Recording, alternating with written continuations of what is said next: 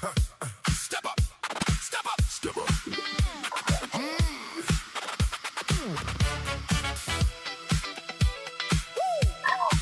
Step up, step up.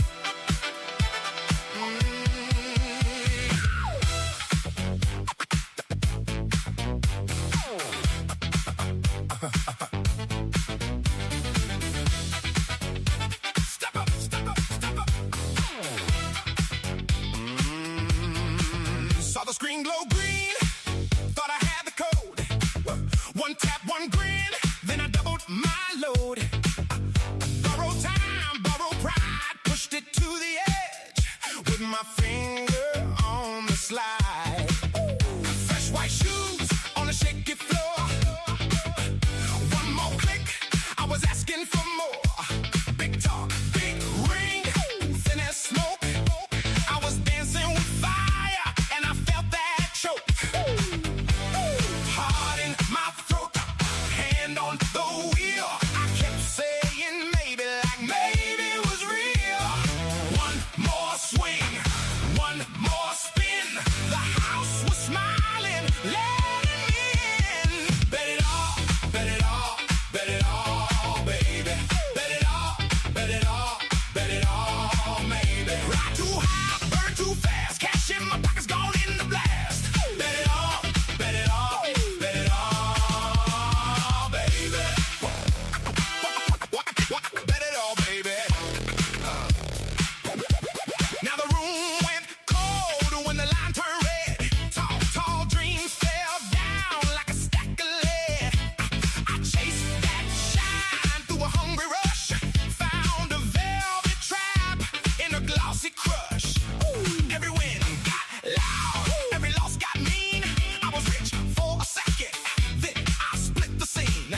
No chain, no crown, no lucky hand, just a mouth full of dust where my promise had been. Oh, heart in my throat, hand on the wheel. I kept saying maybe, like maybe it was real. One more swing, one more spin. The house was smiling, letting me in. Bet it all, bet it all, bet it all, baby. Bet it all, bet it all, bet it all, maybe. Ride too high, burn too fast. Cash in my pockets, gone in the blast. Bet it all, bet it all, bet it all, baby.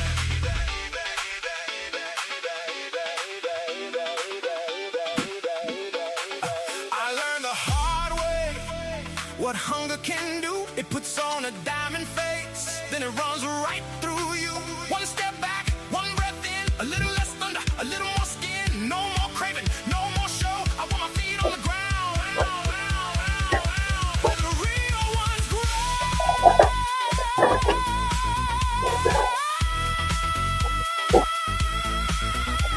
Bet it all, bet it all, bet it all, baby.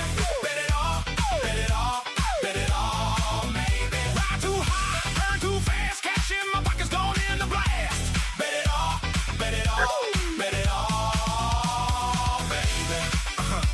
I burned my lesson, now I know. Bet it all, and watch it go.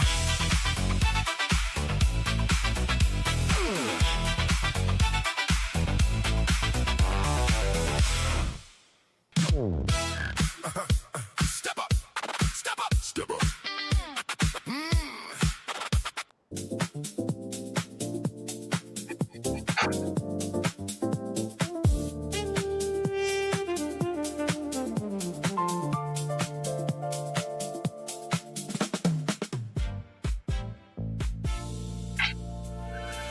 Good morning, guys. Good morning. Good morning. Sound check, mic check. How's everything going? I have a question, guys. I don't know. Do you guys know what happened to the P&L box on the screen here? Do you know how I get it back? I don't know what happened to my P&L box. Is it just me, or are you guys missing it also?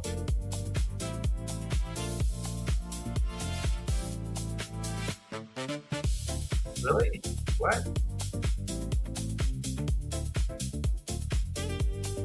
Risk violation. What happened here? What?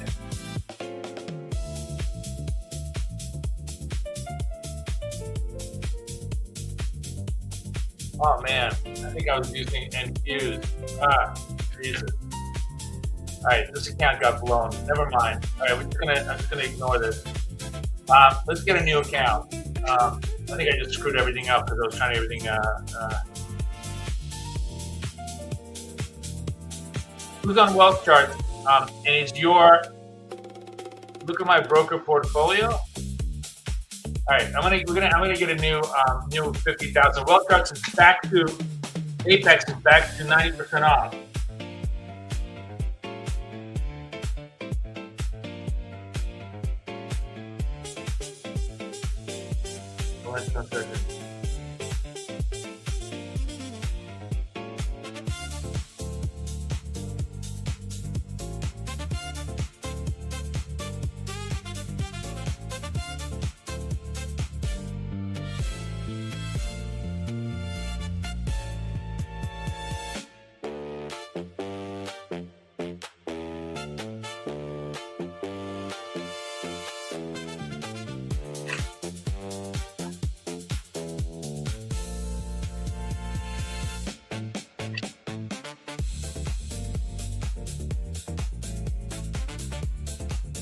All right, we're gonna get a wealth chart 50 trail, intraday trail, because we don't need end of day, and I want the better, ratio. Make sure you use PK Save. It should be only $30. Yeah, look at that, $30, 90% off, really, really great. Great deal. Okay, I'm gonna take this off screen so you guys don't see my credit card.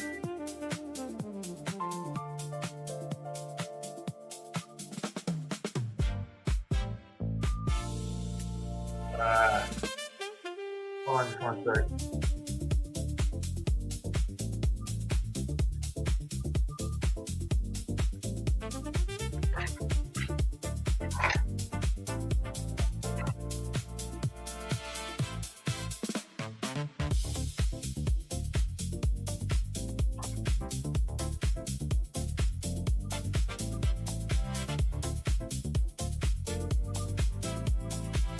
All right, awesome. Just got it for $30, fresh account. So today, I want to, first of all, make sure everybody go get some Apex accounts because they're back to 90% off, so they're cheap. Now we're going to trade, I'm going to trade this one. Hopefully I have the right account. I want to go.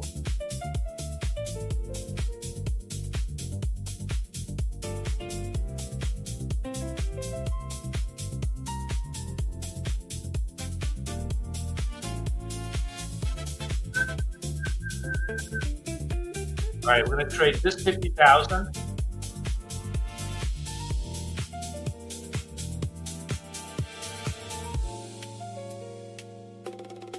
This is going to be the long account. Remember, we're going to separate risk, long to short, right? So this is like what? 50 cents. It's only like, I'm going to go 5 points here. I don't really need that much. My risk. Come on. Up there.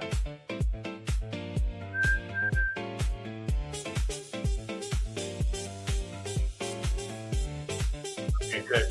So that's first trade of the day done on this account. We're going to go against. Make sure they set this up.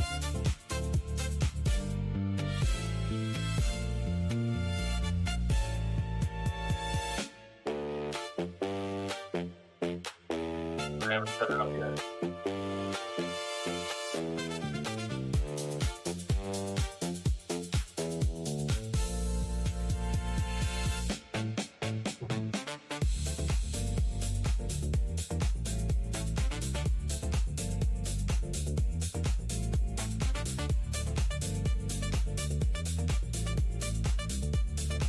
All right, I'm waiting for them to create an account for me.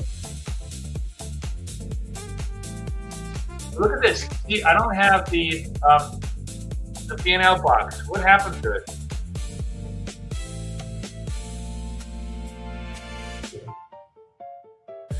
And the question is, I don't have the P&L box. Where's my P&L box? You know, like my account equity box. Like, why did that disappear all of a sudden?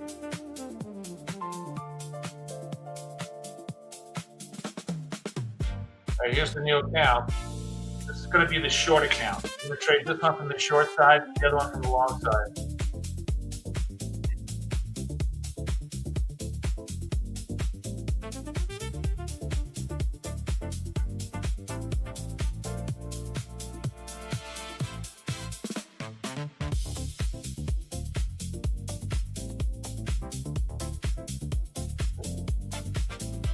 But it wasn't my layout. I mean, how do you make it appear, period? I thought it was automatic.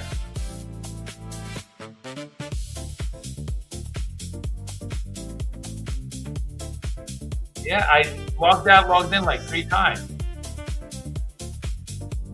Like, is there a way to turn it on, turn it off? Does anybody know?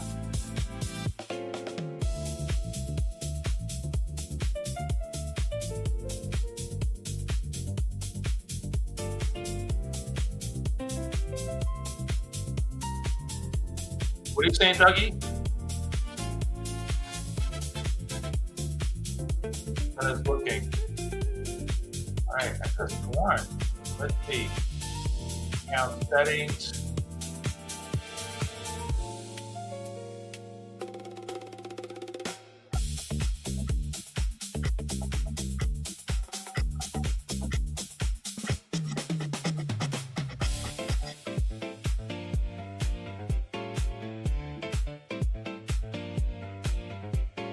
All right. Well, let's try to figure it out. We'll look for trades. Good morning, everybody. Good morning, good morning, good morning. We're just trying to get ourselves settled. We're going to trade this trade of 50,000, which is at 50,800 to the long side. All not set up. All right, I'm going to kill the music. All dot setups all day long. I'm going to show you exactly how we do the dot setups. It's super easy. And the idea is this one will take only long signals. So if I get stopped out, I'm not going to proceed until I'm not going to take another trade until I get a long directional signal. This one is only going to take short directional signals. That's going to chop up our risk and mitigate a lot of the positions. So let me just go over here to this one, the 50,000, and we'll see if we get a initial turn. So far, trading has been really, really good. Anytime we get these kind of inflection turns, these V-shaped moves on the chart, we are guaranteed to make money.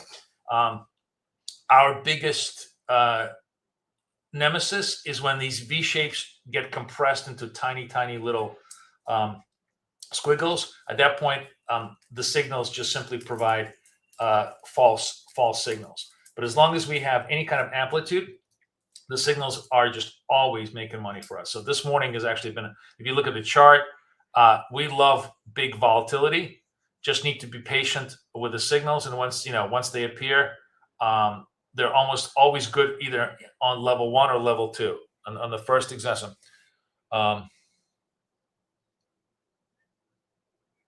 Right click on the chart on the bottom, show or hide account information.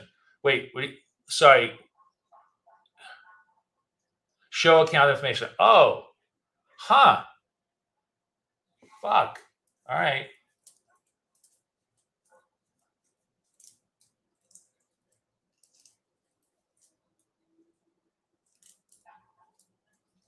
That was weird. I don't know how that disappeared. Okay, but that's good. So that now it's showing account information. This is all fresh.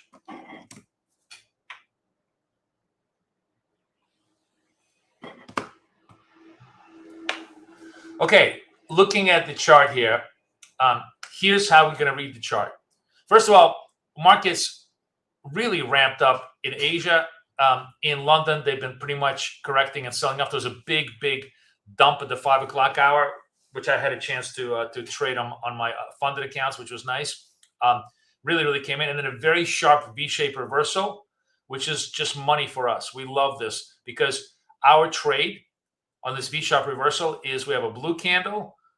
We wait very patiently until we get the white dot. We get long here, and then it just took off like a rocket ship. So it was really, really easy to make the money. As I said, the formation, the pattern that we love, that makes money for us all the time, as long as we have a sharp angular pattern 1, sharp angular pattern 2, we are in the money. Now, sometimes this sharp angular pattern, like in this one, for example, will stall on the first sell, but then the second sell will give us the follow through that we need.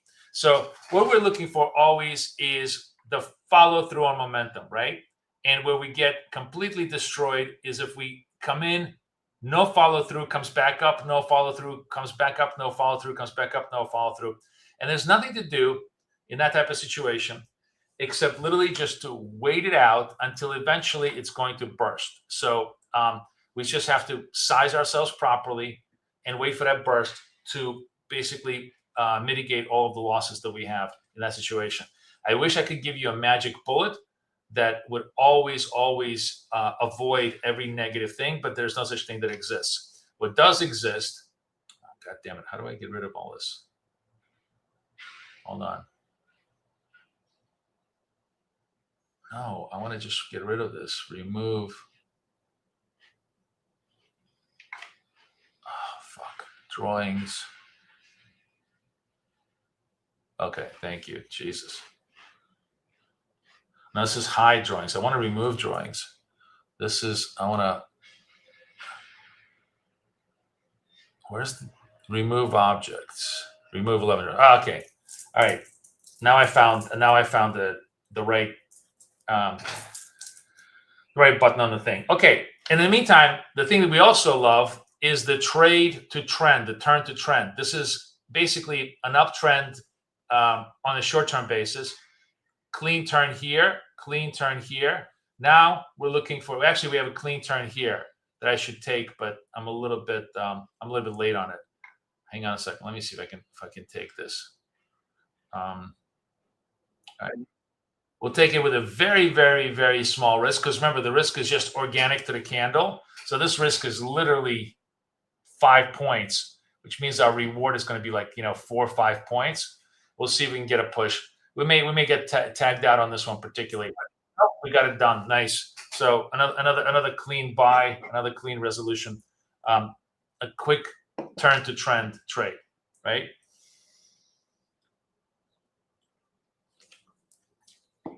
Now, those of you guys who are new to the channel and new to scalping with me are going to say, well, hey, NYC Trading, nice to have you in the house.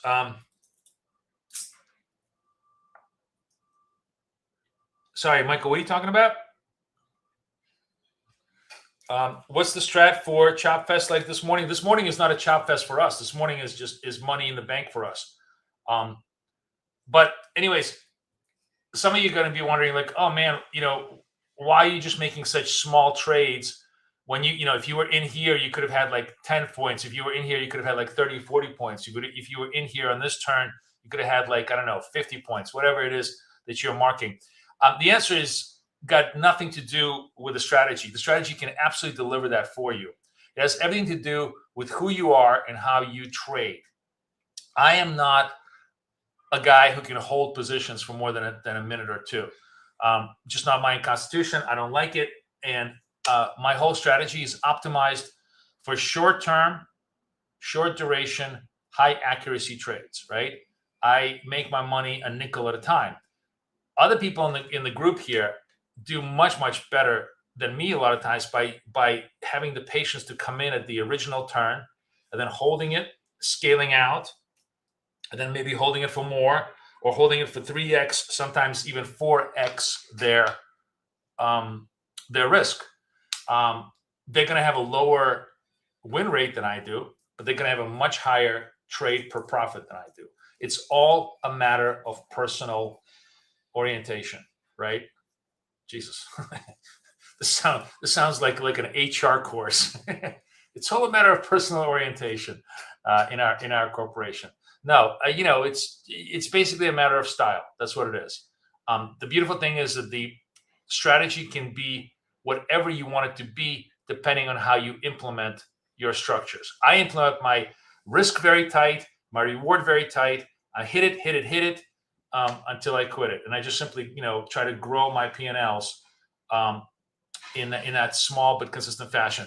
The upside of my approach, of course, is that the prop firms love it because I'm always exiting at equity highs. But that's why my trail drawdown never bothers me because I never give back profits, and I'm always able to hopefully meet the consistency rules because I'm really not hitting big home runs. I'm just hitting singles.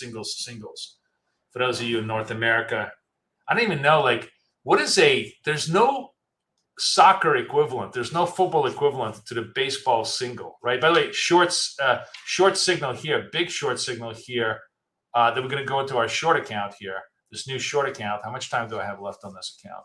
56. Okay, we're going to sell this. So this gives you, with wealth charts, it's very, very cool because you can actually see everything visually.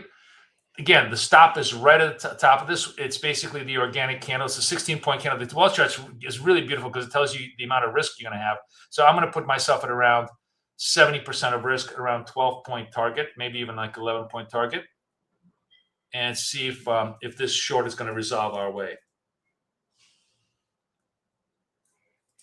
A pass is like a hit, I guess, but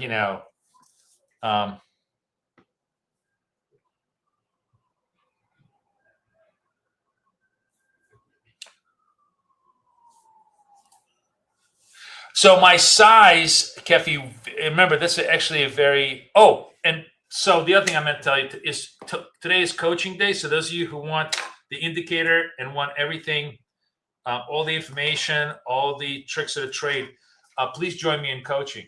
6 months of full access to everything we do, plus all sorts of new cool stuff that I'm going to be talking about as far as prop trade funding. I have like a whole interesting prop trade funding scenario that I built out that's very much in sync with what we're talking about, which is using small risk, multiple accounts, blah, blah, blah, so on and so forth. All right, this short is not working. You can see that, by the way, that's the other interesting thing. We talked about this yesterday. Generally, when you segregate the risk in a highly defined unidirectional market like we have today, the market actually is pretty much an upside. It's certainly been a pretty much more upside bias market.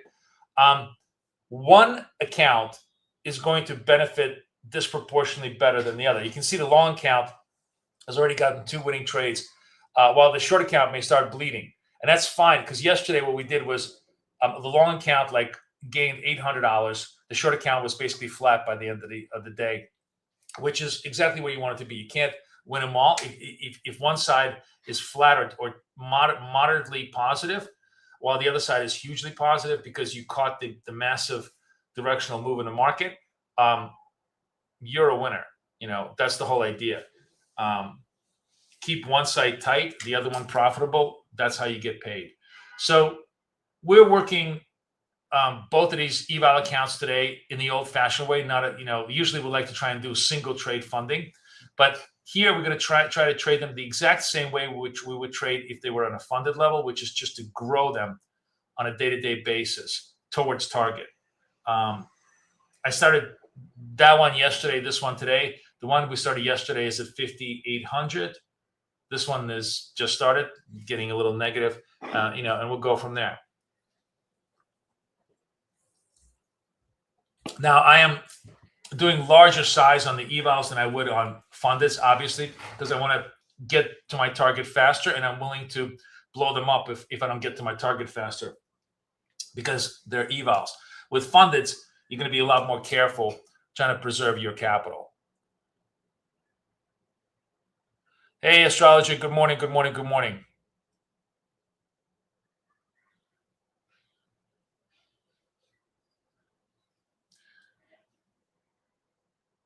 Okay, we get tagged out, and then we're back to positive. Shit! I missed my positive trade. I'm sorry. This was the positive trade, and the other side I took this one over here. I could have taken this one over here. So we missed that one. Sorry, I'm just talking and not trading. But that's fine. We got tons and tons and tons of opportunities. Basically, a trade every 5 minutes or so on our structure. So we will, we'll wait for the next one. So this would be a nice clean trade.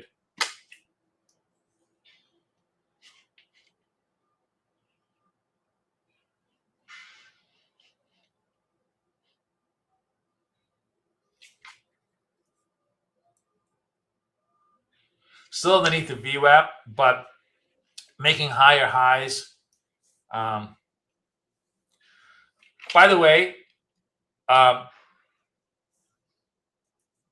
I'm going to analyze the markets the old-fashioned way, the real technical analysis way, not the ICT way. So a higher high is just a fucking higher high. A stop run is a stop run. It's not a liquidity trap or whatever the fuck the term is. And whatever other bullshit ICT uses, we're not going to use here.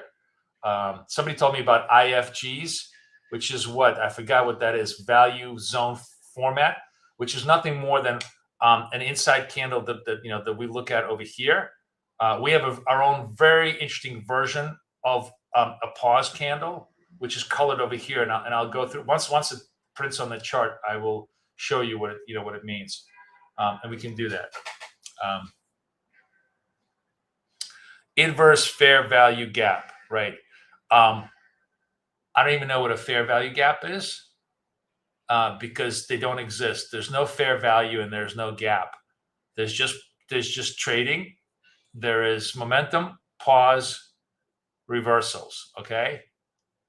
But let me just have fun with you guys. What is a fair value gap candle? Explain to me like I am a newbie.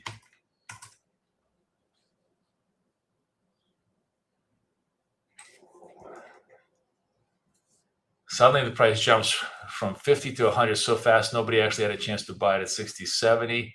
That's unfair because the market too quickly. So the starting point, look at the high at the top of its wick, candle 2, a very large energetic candle that shoots upward. The forming candle, look at the low bottom wick. The gap is where the space between the high and the low. So why do traders care? The market likes balance. Quick visual summary, magnetic effect. Price usually returns to these areas to rebalance the market. Yeah, so it's basically a 50-50 bet like everything else, right? I'm sure it returns to that area exactly as much as a flip of a coin returns to that area. Okay.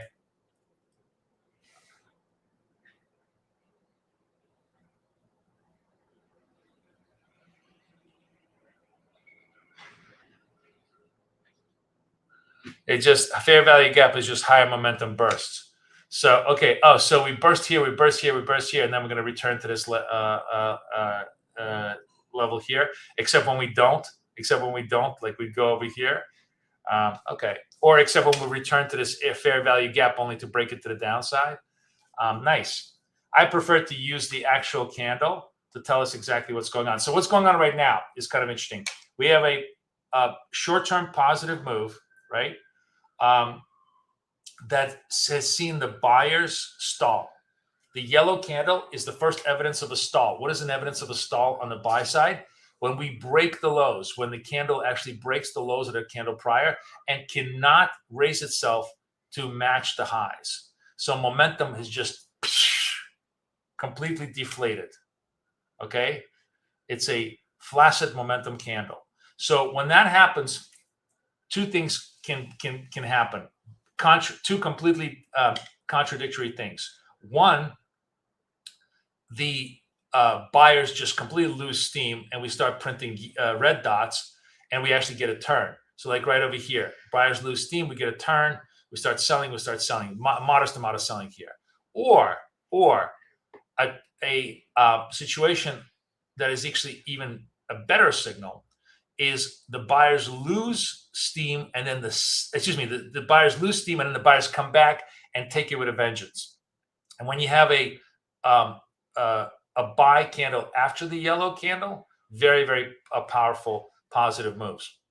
The single best burst upward is after a fake out, sell downward.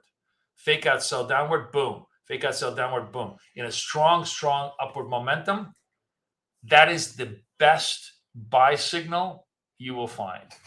That buy signal is usually very, very powerful.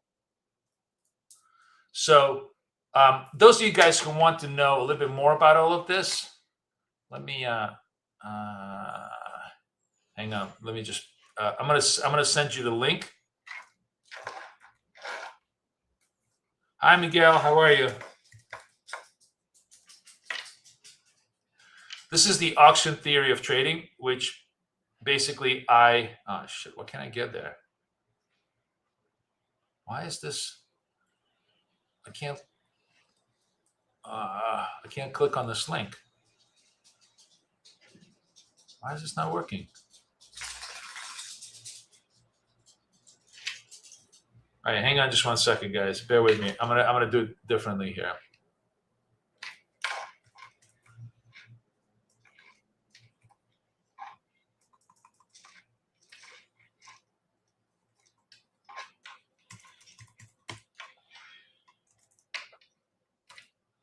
Okay, let's see if I can take you to my webpage. So I posted this in chat. Hopefully you guys can see it. Let me put this. Yeah, it's in chat. This is the auction theory of trading. It has a full PDF guide on scalping, and this explains step by step kind of how we look at the market, what the market does, and how these orange and blue areas help us understand weakness and strength in the market, help us position ourselves properly. All right, so now we have a sell signal. Remember, shit. Damn it. I'm talking. Fuck. I missed the signal. Fuck me. I missed this. This would have been such money. All right. Fine. 8:30. I guess there's news on the we got a little bit of news here. Let's see what we got. What do we have? What's on the news? 8:30 retail sales. Where's the number? Why don't we have a number? Actual forecast. Same shit.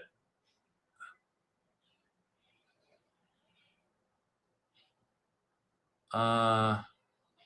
All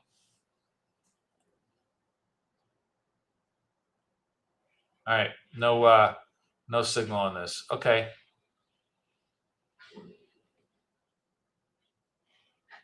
Look at that. Look at that dump. Wow. Holy shit. Look at that dump. Oh, that sucks. All right. That doesn't matter. I shouldn't have traded. I wouldn't have traded this on the news anyways.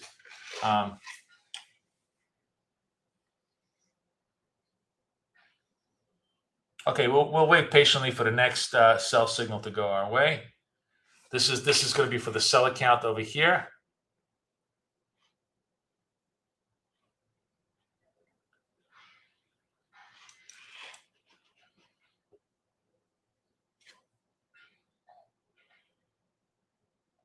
The actual versus forecast wasn't that different. I wonder why what happened to the dump here. Let's see.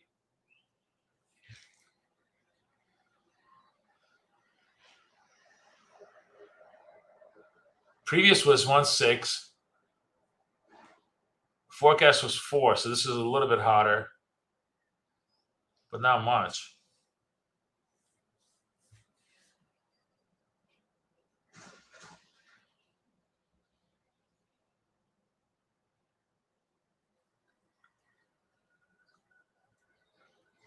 Control group was 4 against 3. X autos was a little bit stronger. All right. I mean, the consumer is obviously not dead in any way, shape, or form. Now, this blue candle over here, you can see that is telling us that sellers have exhausted themselves, right? But this is obviously a false signal. Now we have a selling, selling momentum against this candle. We're gonna short this. What happened here? Yeah, we're gonna short this, and we're gonna short this at like 7 sell, because we're going second size against this move. The risk is 18 points, so we're going to try and make about 11 points on this. Let's see if this gives us some continuity on this particular trade.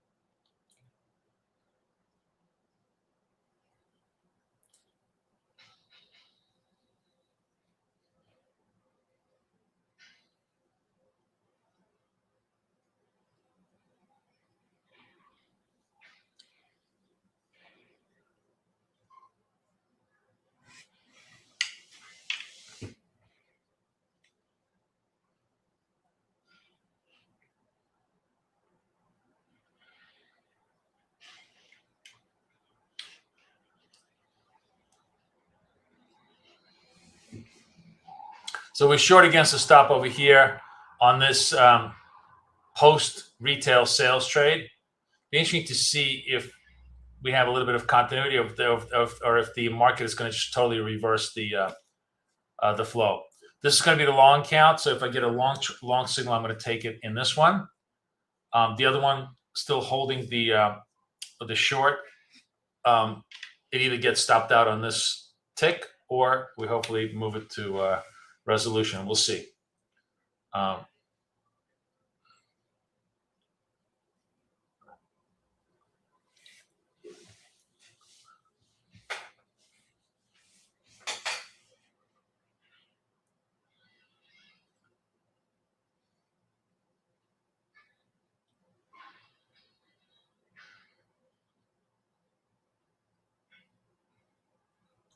So the only difference on Apex is trailing versus end of day account is that on trailing, they don't put a daily loss limit on your account, which gives you a chance to kind of stay in the trade for the day. You don't get stopped out for the day, which I don't know if it's a good thing or a bad thing. It depends on your approach.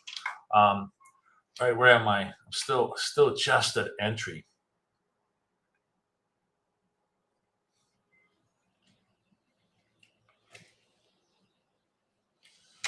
All right, starting P&L a little bit here. All right, move.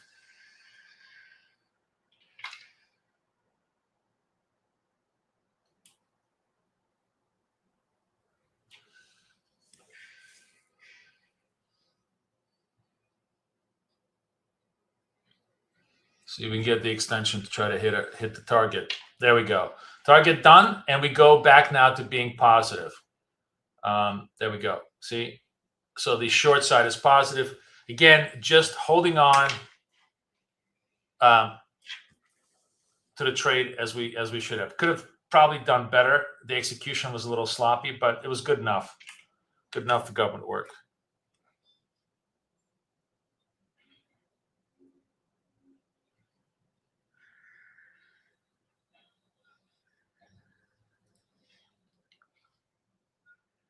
Yeah, retail sales, jobless claims were a little bit higher.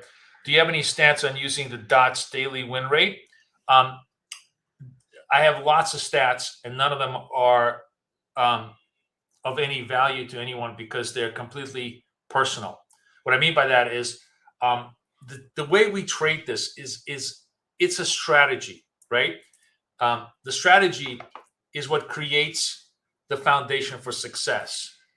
But the way you make this a successful idea is by making it very much your own. Remember, my approach is very personal to me. I'm trading the things that are not personal. Okay, let's just actually come back to what makes the strategy universal and what makes it personal. What makes a strategy universal is the entry rules. The entry rules are always the following. They are you coming in on the turn. I'll go through the entry rules precisely what they are, but you're always coming in on the turn. You never average into a position, and should you choose, you go. If you lose on the first sequence, you go 2 times the second sequence. If you lose on the second sequence, you go 3 times on the third sequence. If you lose 3 sequences in a row, you can decide to just punt, win or die trade, or you go right back to the first one and just simply nurse the account back to health after you took 3 in a row. That's sort of like my entry rules for the strategy. Now, the exit rules is where the variation is going to be completely different. My exit rules are scalping rules for me, where I'm basically exiting at 70% of target. So let's say if 70% of stop. So if my stop is 15, my target is pretty much going to be 10, 11. Okay, like two thirds of my stop, because I want high accuracy. Other people are going to go actually the opposite. They're going to have, if their stop is 15, their target is going to be like 25, right? So just for argument's sake, there are people who are going to take this trade at 41. The stop is 58. So let's say this is, I don't know, 15 target. They're going to try and milk this trade all the way to 15, right? So they're not even out of this trade. Now, the thing that's going to happen is they're going to make a lot of money if this thing goes to 15, but they're going to win a lot less than I do. So it's a matter of like winning less but making more as your structure. So that's why when we're in coaching, I have a very, very special tool that helps you calibrate your expected P&L, your expected rate of success based upon how you want to trade.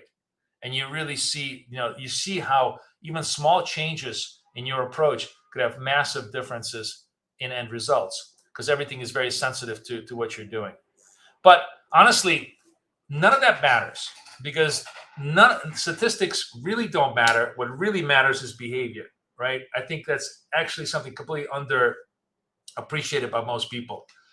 One of the reasons why I'm setting up all these rules is because it's helped me have much better behavior.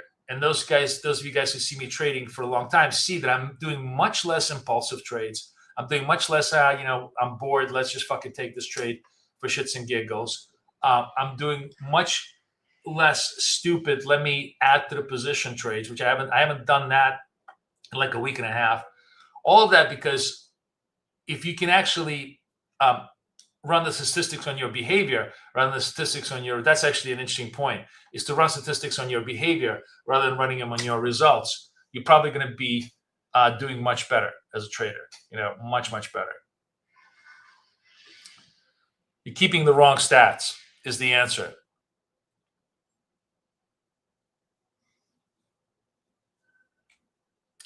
I don't mean like disciplined trading. I don't think anybody has any discipline. I mean statistics to how well you follow your rules, right? Did I take the setup as intended? Did I, resolve the setup as intended? Did I execute it, well?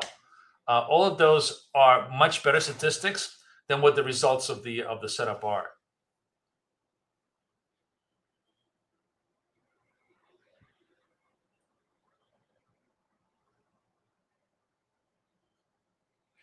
Yeah, Karen, the only difference between the wealth charts, because this is the wealth charts setup, and this one is it doesn't have the yellow and the blue candles, right?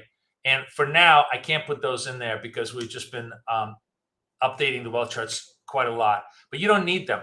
Those are, the yellow and blue are just simply an explanation. You can just simply read the auction theory and understand what they are, and you can eyeball them. The most important part, I'm always triggering off the dots. Those dots are in well charts as they are in TradingView. So you're fine on being able to trigger them.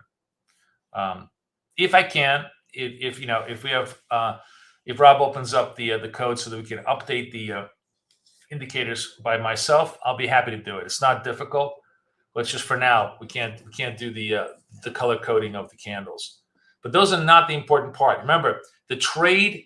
This is the trade. I don't have the drawing tools here. Wait, hang on a second. Maybe I do. Drawing tools. Freehand. Okay. This is the trade, right? This white dot turning from red slope to green slope, white dot, that's our trade, right? Turning from green slope to red slope, purple dot, that's our trade, right?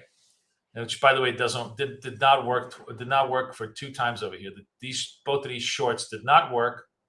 So this is how do you get rid of this shit?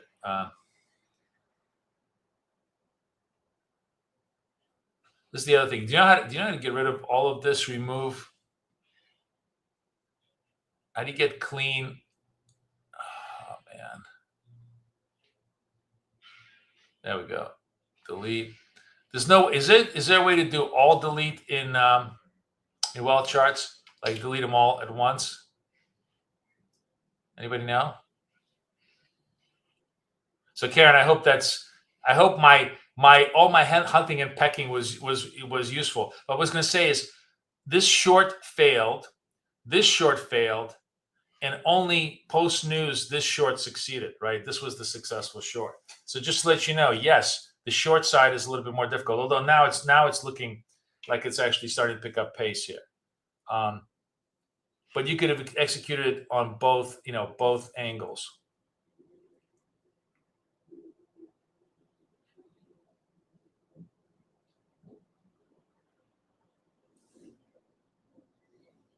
And now we're unwinding back to the 11 session lows.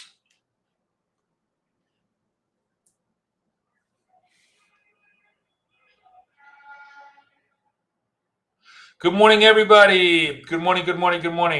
No, we don't need MACD for momentum confirmation. The dots tell us everything we need. Everything is purely price-based. Our indicator is purely price-based. We don't have, with the exception of the slope and the moving averages, we have 0 derivatives in our indicator. Less derivatives means faster speed to execution. It means we're getting as pure a signal as we possibly can, unfiltered through mathematical functions. So that hopefully gives us better recency and better prediction, right? What are we doing here? We're just trying to predict the next candle. Kind of like the LLM is trying to predict the next word. We're doing the exact same thing. So we're hoping that by minimizing latency, we can be more accurate in our prediction. And you can see the dots really predict forward momentum quite a lot. We only trade sort of like the first piece of the dot, the first piece of the turn. That's another thing, by the way, is like a lot of people will trade continuity, like they'll take the first dot and then hold until they get a reversal dot, which can be a good trade on a very, very long moving segment, or it can just be chopped because that is always going to be delayed. So there's lots of different ways of doing it. What's going on right now is we had a nice big sell-off. The sellers now are getting tired. The blue candle is the first indication sellers are getting tired, that we may have a buy-side opportunity here for us to trade. As you can see, just from the chart, just from the change in slope, which is the first indication of us having a trade opportunity, it's basically from 7:30 to 8:30, we've had 1, 2, 3, 4, 5, 6 changes in slope, which is exactly what we're talking about. This is basically about a trade every 10 minutes. or trade opportunity every 10 minutes for us in doing this.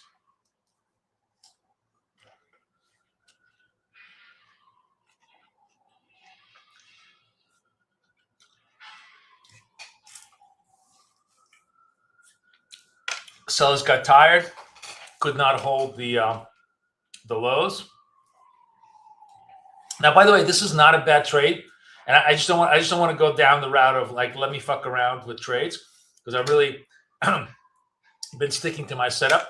But there's lots of little off the menu variations that are interesting to explore. So one of them is the following. The purple candle, the other thing we haven't talked about is the chart shows you white candles and purple candles. Those are super momentum candles. A purple candle is one where it's so much selling pressure that the high of that candle doesn't even touch the moving average. It's so far away from moving average that it's flying away. Similarly, a white candle is so far away from the moving average that it's flying away. The lows aren't even touching the moving average. So what's interesting is what happens when those super candles get reversed, right? And a lot of times that's actually an early signal of a reversal flows. Not always, but an early signal of reversal flows. For example, this is a super candle where this blue candle closed above its highs. It got reversed effectively. So if you're sort of looking for, is this a bottoming formation? Maybe it is. And if it is, I should be using, if I'm using super strict rules, I'm going to be using just the stop over here. That's it. I'm out of the trade. I was wrong. Or if I want to give myself more of a positional trade, I may use the super candle lows as a stop entry here and just simply hold and see if the position reverses itself, kind of like the Titanic reversing itself. That you sort of, it takes a long time to reverse a bigger sell-off. So you got to give yourself a little bit more breathing room. But either way, whether you want to try to trade it on kind of a scalp basis or a little bit more positional basis, that kind of a turn in trend can very often be interesting. Like a good example of this, again, over here, this is a super candle, right? That candle gets broken over here by this one. Now, in this particular case, the break was so sharp that all you needed was this stop. But you could have also used this stop, sort of a larger stop over here, and you had a nice big reversal trade there. And of course, all of that is interesting is because the whole argument that I make is that every trend trade starts with a turn. The turn is where all of the opportunity lies with minimal amount of risk. The reason why there's minimal amount of risk is because it's completely defined by the chart. It's completely defined by the lows, either the absolute lows or the relative lows at that particular point. And if those lows are broken, it's very likely you're wrong, or at least you have a what's called a natural place to stop against the position, right? So here we are, by the way, slowly trying to reverse. And what we need for us to get a reversal signal is we need a candle that's going to close above the highs here to give us a green dot trade. Still not, momentum still hasn't fully changed to positive, right? We still have, the slope is a little bit green, although it's starting to shift between gray and blue. The slope is red, and it's starting to shift from between gray and green, going towards the positive slope. If it does, then we'll have an indication of a positive move.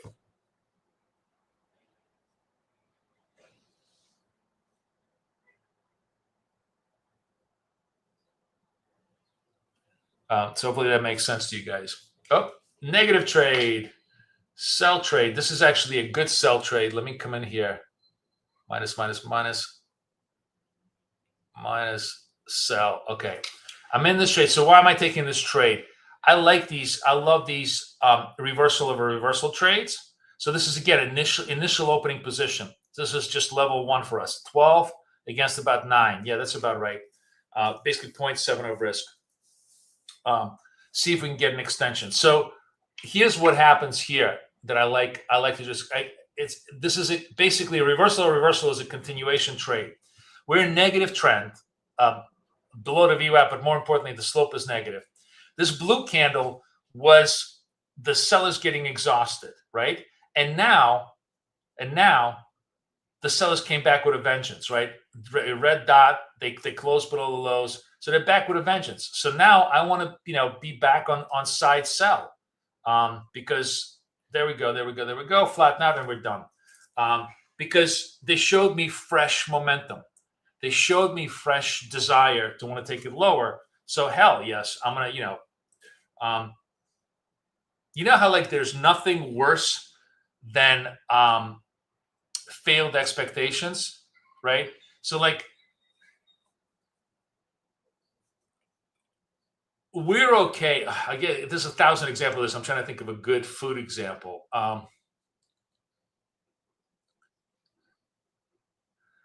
You know how like you're driving on the highway, you see a McDonald's, you go, all right, fine, I'm hungry, I'll have a Big Mac, and you eat the Big Mac, and you're like, okay, it's good, it's a Big Mac. I have no expectation of it tasting really great, but it filled me up. I'm fine, right? And you're like, okay, you're feeling fine, and you put on the tunes and you're driving down the highway. Or contrast that with like you're going to Club 21 in New York, and you're trying to have their 21 burger, which is considered to be one of the best burgers in the city, and you get there and the burger is just okay. Now the burger is definitely better than the Big Mac, but it's much worse than what you expected it to be. So you're super disappointed. So disappointing expectations very often creates much greater emotional momentum. And this is essentially the same idea, but in price level. The buyers had some expectation that they were going to just generate some momentum. And then the sellers came in and just broke their heart. They just destroyed them by taking out the lows, right? So now they take out the lows, and now the buyer's like, oh fuck, we're trapped. We're at session lows, and they're scrambling and they're really, really pissed. And as they are trying to dump, that simply adds to the fuel to the fire and creates an even bigger momentum to the downside. So failed expectations, both to the upside and to the downside, which is exactly, by the way, this particular setup in reverse. This is sellers over here. There's my boomer thing. See over here, the yellow suggests sellers. Sellers are basically said enough of this bullshit buying. We want to take some profits, and they're taking profits and they're feeling good. And then all of a sudden the buyers come in and destroy their short positions, right? And the sellers are like, oh, damn. We have to scramble and cover, and this is the emotional spillover the other way. So failed expectations, one way or the other way, is almost always even a better trade than just direct expectations. That's what this trade catches you up. Natalie says, I got her in the mood for a burger in the morning. Has anybody ever had a burger for breakfast? I've never thought about it. I mean, like if you think about it, like a sausage sandwich is kind of a burger for breakfast. But like, have anybody ever actually had a burger for breakfast? I wonder what that feels like. All right, session lows over here. The selling continues. Buyers coming in to signal perhaps the selling has been stopped. Ben says, yeah, put a negative. Michael says all the time, oh, look at this. Wow.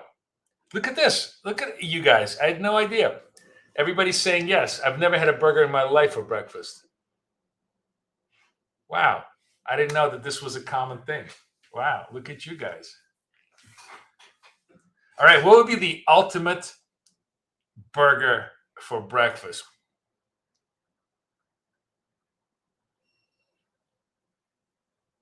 What? How can we grow my money interest due to my price provided by my investor? Dude, you are in the wrong chat. We are degenerate scalping traders.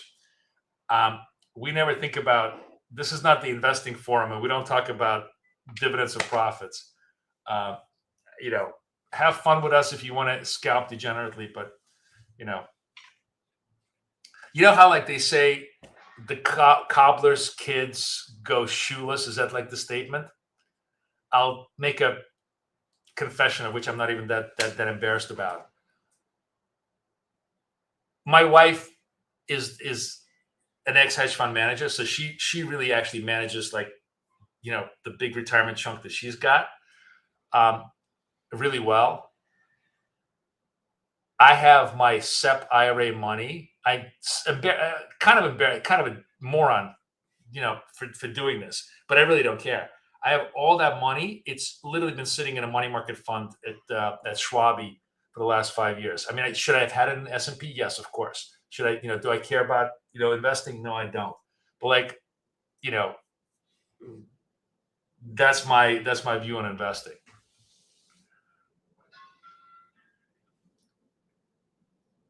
All my friends, yell at me all the time that I should be doing this, but I don't care. I just, I want to keep my peace of mind, and I know I can take just a small, tiny piece of that SEP IRA and trade fuck out of it if I ever wanted to. So, it's fine. Follow my wifey. I let her do the thing. She's really, really good. And I figure we're diversified because she's doing all the investing, and I'm just doing degenerate trading.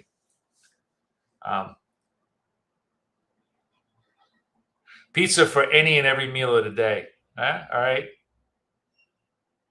I'll go. Oh, look at this. So Michael's saying he prefers a rodeo burger for breakfast. Cheddar cheese. Yes, my friend. Barbecue sauce. All right. Bacon, fried onion, straws. It's not bad. It's a little bit heavy, my friend. Barbecue sauce, I'm not a fan of on the burger. But I will die on this hill. I will die on this hill anytime, anywhere, that a truly great cheeseburger is made with cheddar cheese, not fucking American cheese, which is neither American nor cheese. It's just some kind of a plastic byproduct that they refine from oil, in my opinion. But cheddar cheese, especially like semi-sharp cheddar cheese, quality cheese on a really great burger, cannot be beat. I will die on that hill. Oh shit! More selling trades. Sorry guys, I'm not paying attention. Should have taken this trade. It would have been another good sell trade. All right, we got distracted by burgers, but as you can see, we get a trade every 4 or 5 minutes. So that's the other thing is, if you miss the setup, don't chase the setup. Okay, because if you're chasing over here, you've given up 50% of your potential profit and assumed 50% more of your potential loss, right? Execution is everything. If you weren't ready over here, you're not ready over here. At this point, I'm glad this trade would have worked if I took it late, but it doesn't matter.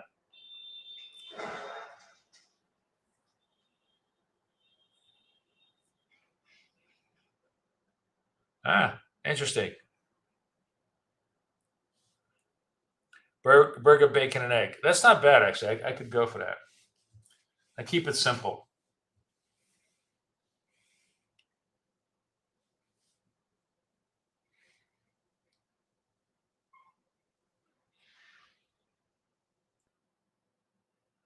Oh, that's nice too. My breakfast for the last week, because I just not had any patience, has been the deli breakfast, which means I call my deli and they make me everything, and I pick it up, which is 3 eggs sunny side up, fried home fries, and toasted bagel buttered. That's it. By the way, how do you say bacon, egg, and cheese in New York? If you want to order it properly, you never ever order it from a deli like bacon, egg, and cheese. Just say, I want a bacon, egg, and cheese. That's how you say it. If you can say it that fast, you're not a real New Yorker.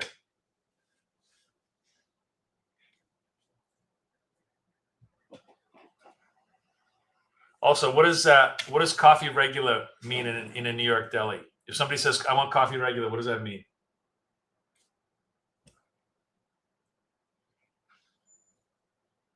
Let's see if I can teach you New Yorkese.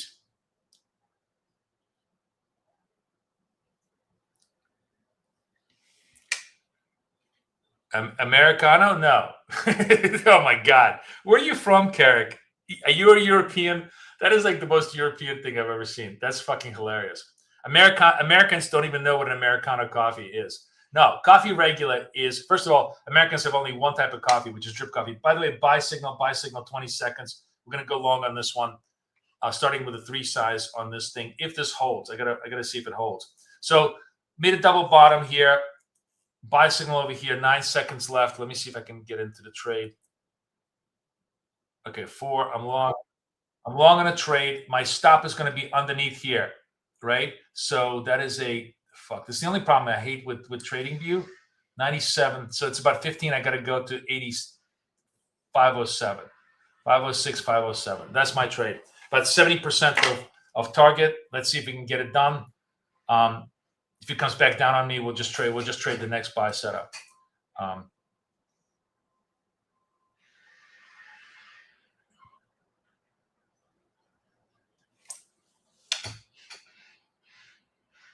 Yeah, so this is it. So the great advantage of trading wealth charts is whenever I'm in the trade, it tells me exactly the risk and points, so I can calibrate very, very quickly. My take profits to stop is always dynamic because it's based upon the organic nature of the candle itself. This case, the candle is about what the hell was it?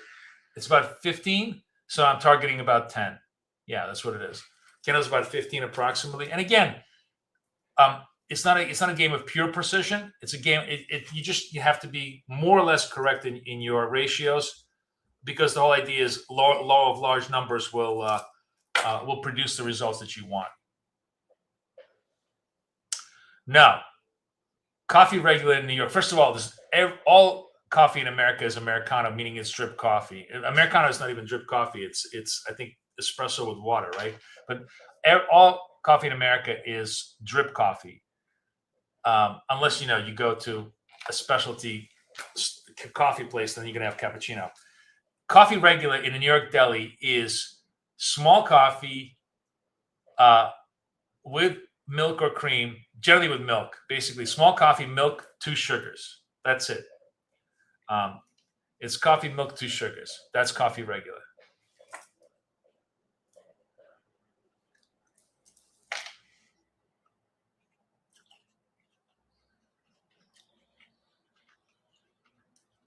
Which, by the way, I despise. I never have sugar in my coffee. All right, getting a reversal candle here. Boom. Stopped on the shorts. How much time do I have on the longs? Where am I time? 23. All right, let's see. We're gonna go. This gave it this broke the back of this fake breakout on the longs. So now we're gonna try and see if the shorts have control. But I'm waiting for the candle to close. We need to make sure that this actually holds on the sell side. One of the things that I don't love about this trade, but it doesn't matter to me because it's the first sequence, so I'm perfectly happy to take the risk, is that this is a triple bottom trade, right? We're selling the triple bottom, so whether we're going to be able to penetrate it remains to be seen, but the risk is going to be small because we're like basically the risk here is 12 against basically like 9 on the entry. Let's see if we can get some movement here. And flat. And I'm going to flat now just because it's a triple bottom. I don't want it to bounce off the bottom. So the shorts. So the irony of the whole thing is we started out with the longs working. Now the shorts are really, really working, which is fine. And as for the longs, we just have to be very patient for the next turn and the next turn after that, if we need be. Eventually, it's going to turn, but we need the signal for the turn before we assume it. The great thing about the setup here is we don't just blindly keep buying and buying and buying. We wait for the conditions to set up for a turn in order for us to come back and re-engage with the market on the long side.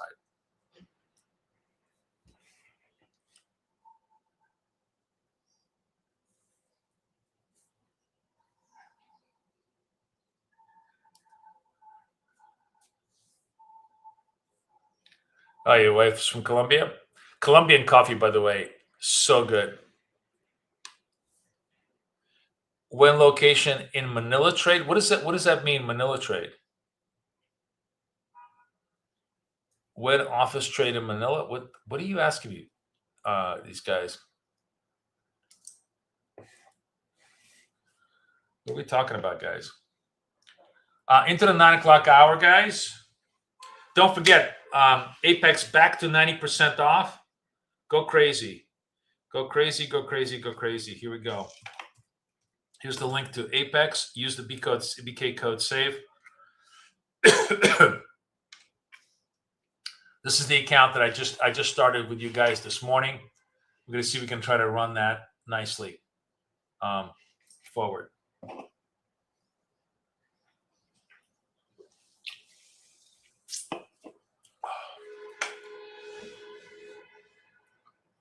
Fresh lows on NAS before the market opened.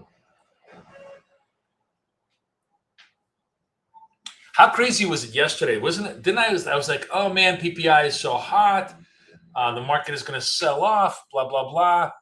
And it did that for about like the first half hour. And then what a ramp the rest of the day. What an effing ramp. That was just insane. The perfect example of context, right? It doesn't matter what the data is. If the context is not conducive, it's not going to help. And in this case, the market was just totally bullish and they were ignoring the bearish data.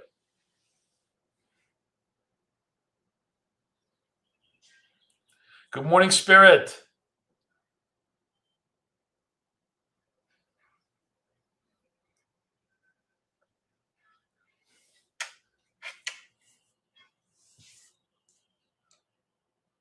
All right, bouncing off the lows here. Let's see where we go. So we broke that double bottom, right? I was a little bit cautious of it. I took a little bit in front, but we broke that double bottom. Still selling. Still selling. The shorts are pressing.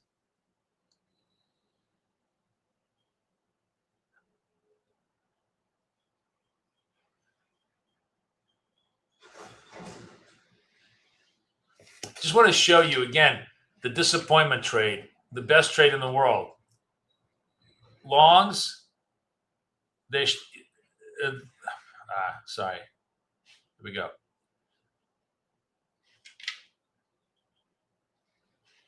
Longs over here, right? This is their lows. They have all this anticipation.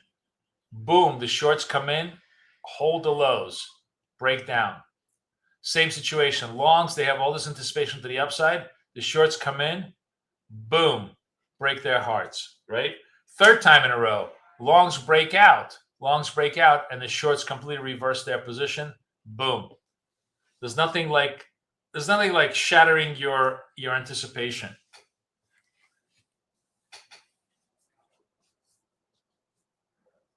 You wish you could buy more Apex accounts? What's holding you back, Goat? Or do you have like full 20? Do you have 20 in your bank?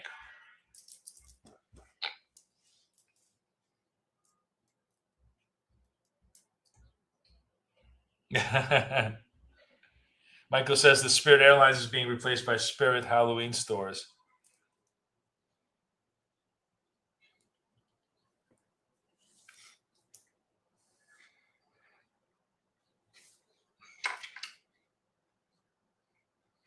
Oops, here we go. See if there's any new headlines out of Beijing.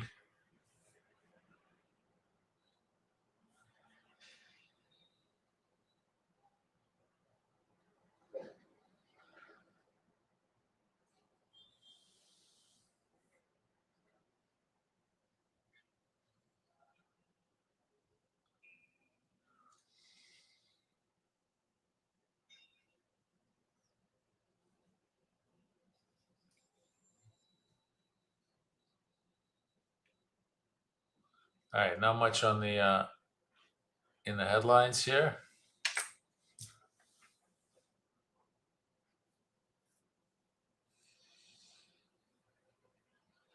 Oh, good. You're going to live. That's why. You're trading well. Good for you.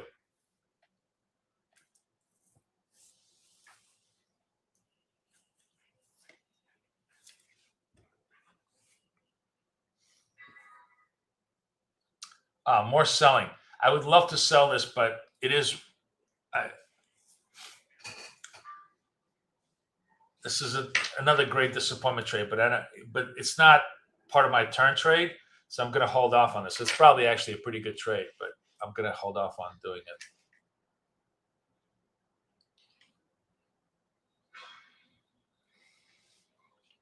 Is a NAS correction coming? I think so, Walter. I mean, you know me, I'm trading the next minute chart, but it's not. I could certainly see it correcting for sure. It's at a really, really big extension. I mean, could we go back to 27,000, a couple of thousand points down? Yeah. He comes back from China. They don't do shit there. Iranians still, he needs to just bomb the fuck out of Iranians. I think the problem is he's just hesitant because he doesn't want to send the oil markets higher, and he's afraid of potential American loss because he has zero support from Democrats on trying to prevent World War III. So, but he's in the worst position possible. He's just he's trying to wait them out and starve them out, but they're not being starved out because everybody is cheating on the side in giving them ways to get their oil out and just giving them maybe financial lifelines for their population. He needs to just bomb the fuck out of them, take Karg Island, actually appropriate their oil and sell it, just as a complete fuck you. And only then will they I think come to the table. Like, I don't think anybody understands how you negotiate in the Middle East.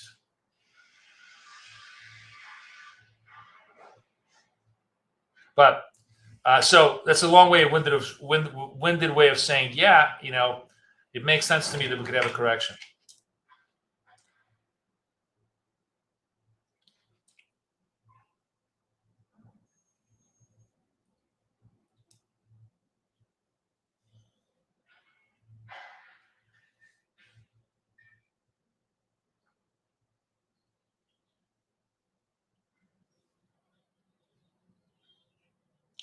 Well, if you're trading well, that should be the most important thing. Oh, sorry, we got to get size. I got to go size now because remember, this is possibly a second buy setup for me. 8-9 seconds left. So we failed on this one. Let's see if this one is going to give us the trade that we want. Okay, long. Now I'm underneath here. My risk now is 74 to, what is that? 84. Let's see, 85. Somewhere around there. What's my risk? Fuck. What is this? 15. Yeah, that's correct. 15 to 10. Let's see if we can get a push a little higher here.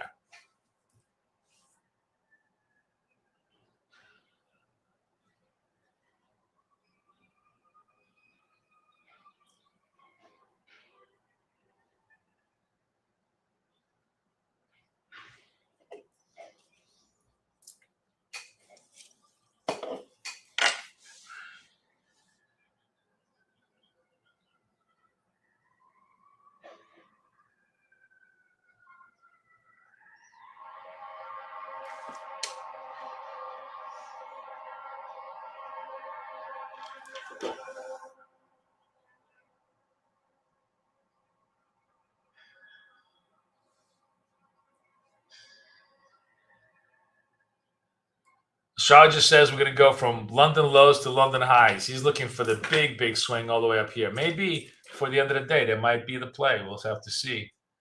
Who knows?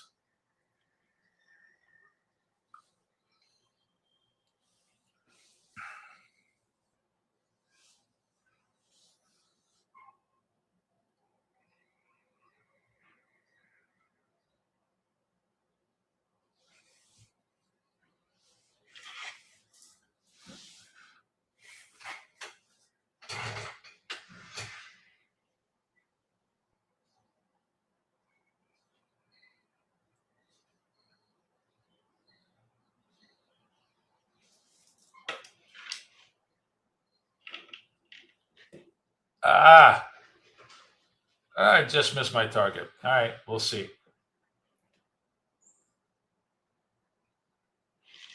Was my target? High was 83. Just basically missed it by about a point.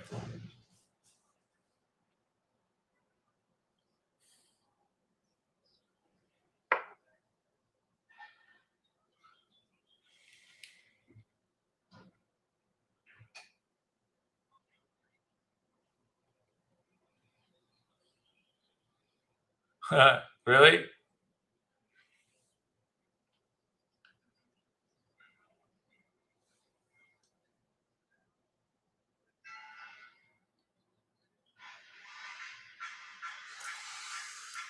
All right.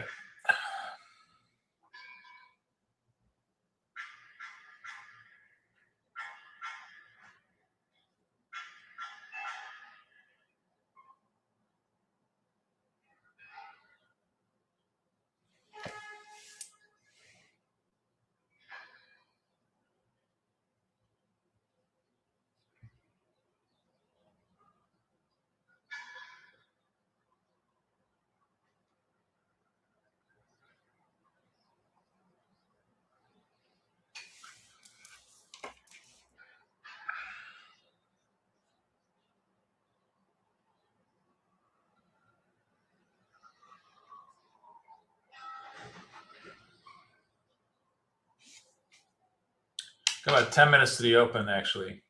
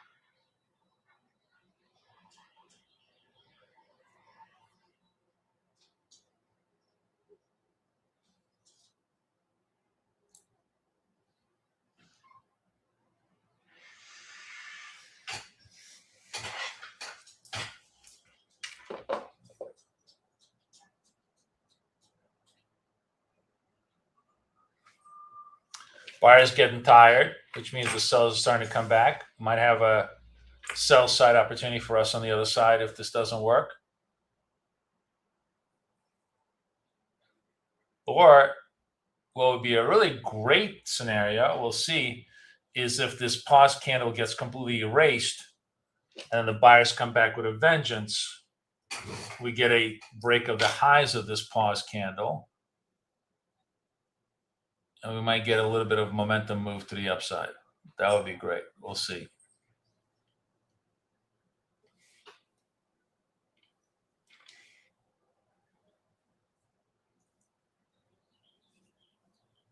There we go. Pushing higher. Pushing higher. Pushing higher. Come on, baby. All right, here we go. Took it out. Took a long time to get that out, but we're back in business. And you can see the trade, we're now positive on the day on the buy side account and positive on the day on the sell side account. Just took a while to work out. And there's probably a lot more to go on this trade. A lot more to go on this trade. Okay. Now, the really, really, really smart way of trading, which I'm trying, I'll be honest with you, it's difficult to do this, but the really, really smart way of trading is, because let's see if I'm right on this, because it's almost always true, is if you're like in first level, the first sequence of the trade, you give yourself like 70% of target. If you're in the second sequence of the trade and it's working, you're almost assured 100% of the target. So if I took 100% of the target here, I would be massively more profitable. Like basically the fact that it's gone to here, the probability it's going to go that full 15%, 100% of target is almost a given. And then if you're in the third sequence, the probability that it's 150% of target is actually even stronger. Because if you think about what's happening on the thing, imagine you get stopped here, you're on the third turn. The third turn, after being grossly oversold or grossly overbought, is always going to be more violent, meaning more powerful on the turn than the first or the second turn. And so, like, if you're willing to actually extend, like if you start with a 0.7 P&L, and you go to 1.0 P&L, and you go to 1.5 P&L, and remember, you're doing larger size on every one of those things, the parabolic nature of profits is massive. Like, if you can train yourself to do that, you not only get all your money back and then some, but you get massive amount of money to the other. Like, this account would have been 51,000 if I sort of held to one target instead of 0.7 target. But that's kind of a more advanced structure of, you know, how you want to trade this. But it makes imminent sense, because always the third turn is going to be a lot more violent, meaning it's going to be a lot more positive in your direction. This is the first turn.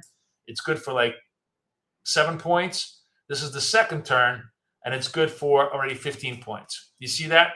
Because you're coming from lower and lower levels, or higher and higher levels, and your possibility of a move the other way is always just much greater, right?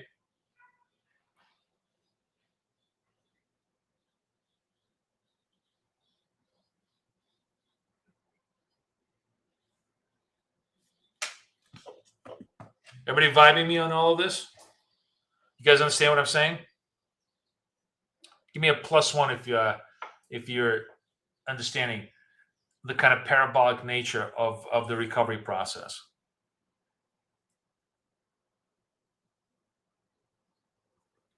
All right, we're 5 minutes to the open, so no trades. We'll just see what the open does.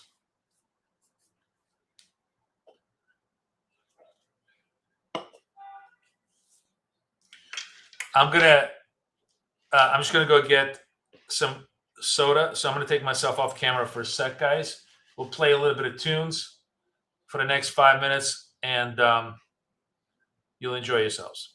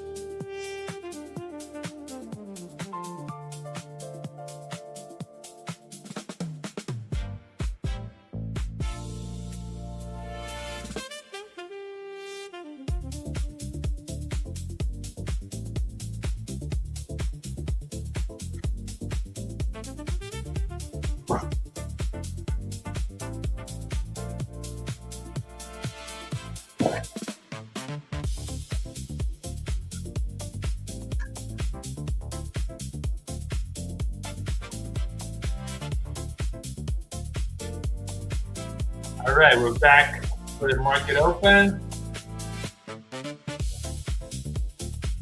By the way, I moved the espresso machine to my desk. So yes, take me out of my daily cup coffee thing.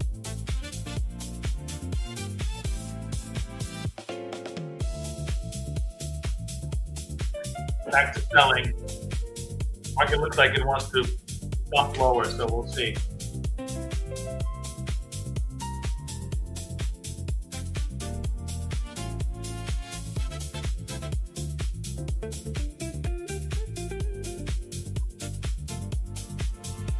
The most important thing is to reset your values to their starting values. I always forget to do that. Then you're going to hit the button and you're going to be in too large. That's always the single biggest mistake we all make.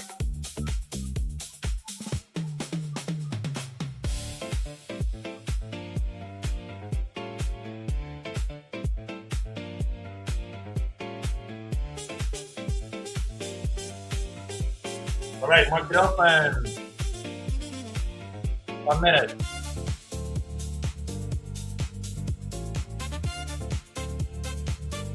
Look at the double bottom here at the 48, 29, 450 makes perfect sense. All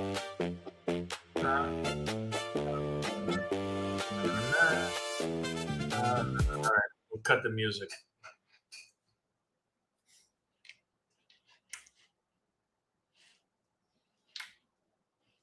Anybody trade with music in the background? I'm actually curious. Sometimes I'll forget and I'll be playing the tunes, and it actually I feel like it makes me concentrate better. Does anybody play background music while they're scalping so they kind of zone in on the chart? Does it help you or hurt you? I'm actually curious.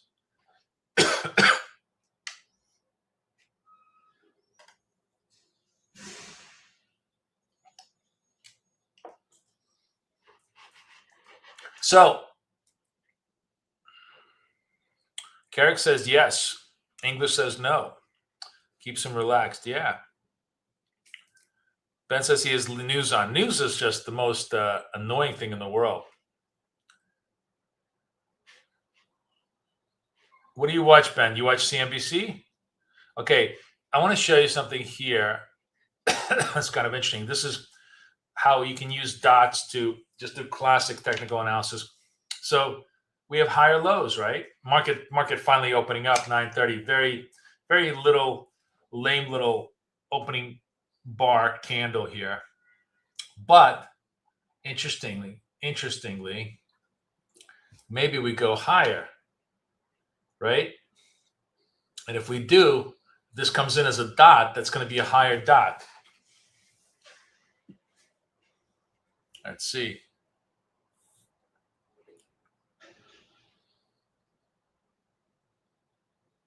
Not a lot of movement, man. This is a very, very lame little opening candle. 93, basically 40-point candle.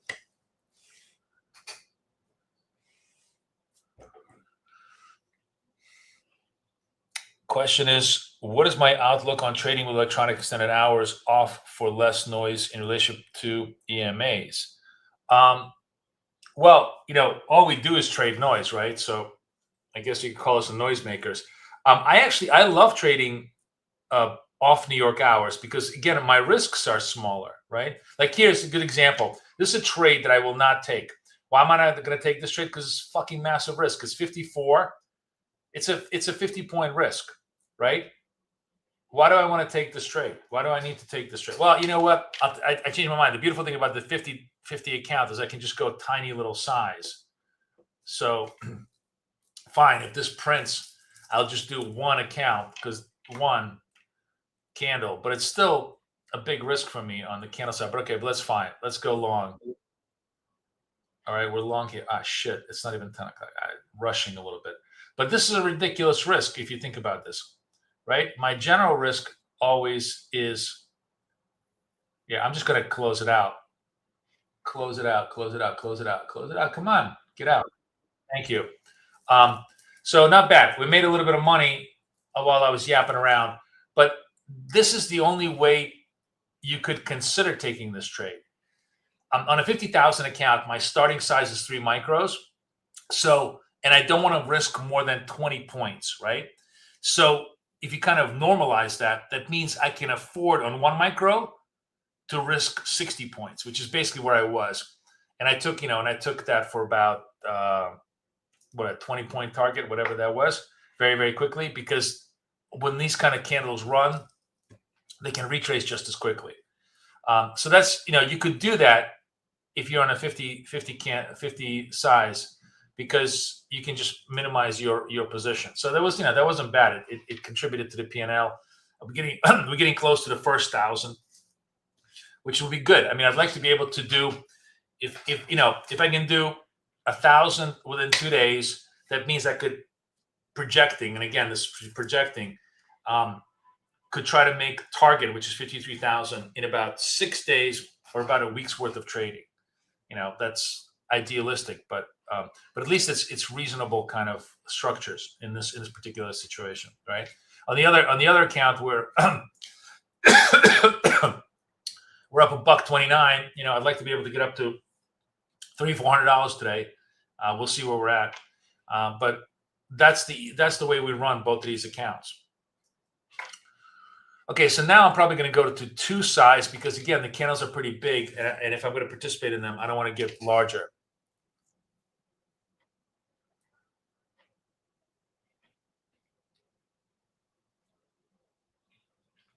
But yeah, trading off hours gives you much tighter ranges, so your risks are just much smaller, right? You're talking about $10 stops versus $30-40 stops for the 40 point stops.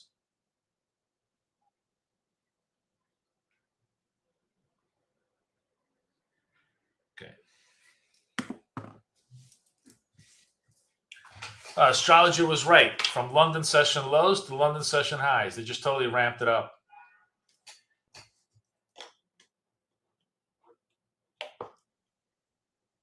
Yeah, I'm looking at VWAP.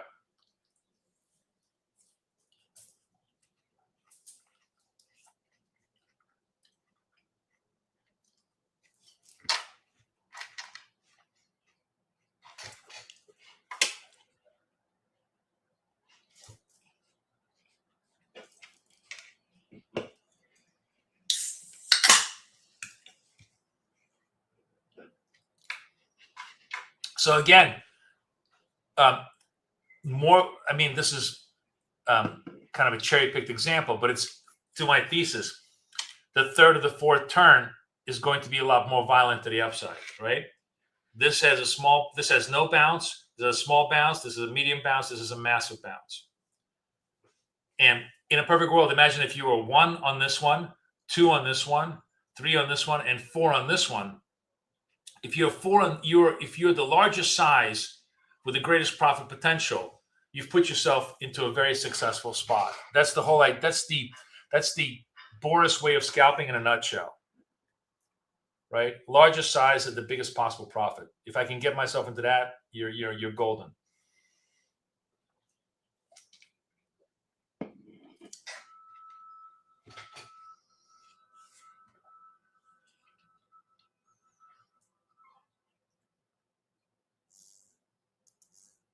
That's why they call him the astrologer. That's right. That's right. They call him Nostradamus. At VWAP, nice big recovery. The sellers got completely trapped here.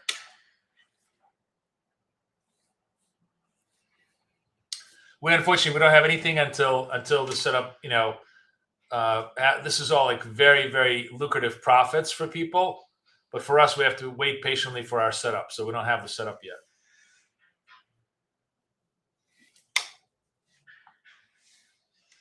And the one thing we don't do, what is it that we don't do? We don't guess tops, right? We do not guess tops. Or bottoms for that sense.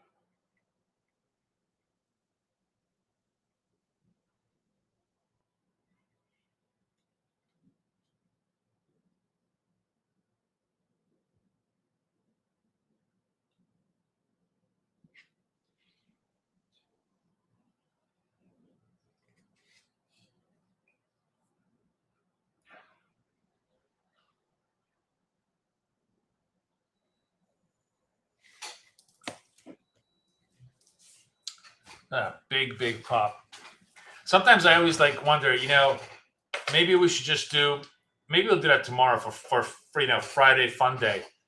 Um, maybe we take like the second candle of the market open and just gun it, because like 95, we need like 30 points to make to get funded in one trade. This easily could have been done. That could have easily done that. Oh.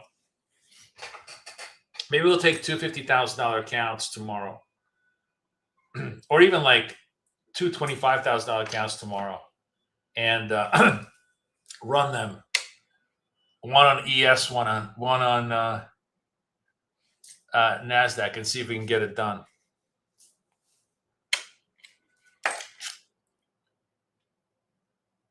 $902 on your thesis. Nice. What did you do, Scalp Astrologer? Did you you bought the turn off the dot, right? I imagine you bought the turn off the dot, but then did you scale out? How did you get 902? Or was it just simply one and done trade?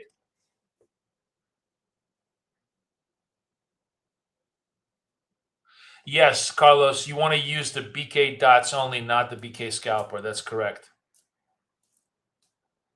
That is correct, my friend. Through the VWAP, guys, that's a big move. Basically, 440 to almost 600. That is a 150-point move in 8-9 minutes. If we could just handicap these moves, we don't need to do anything, right? 10 minis, and you're done. It's like $6,000 right then and there.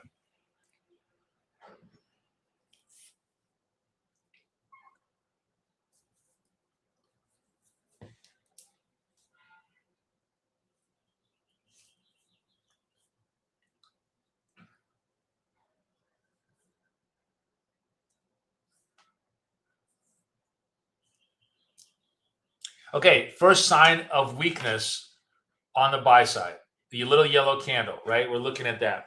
Now, if you want to play a game, if you just want to, do fuck around trades, this is not a horrible. And let's do one on very, very small size here. Let's do this on a sell size. What do we have? How much time? 23 seconds? Let's wait. I'm going to wait patiently so the candle closes.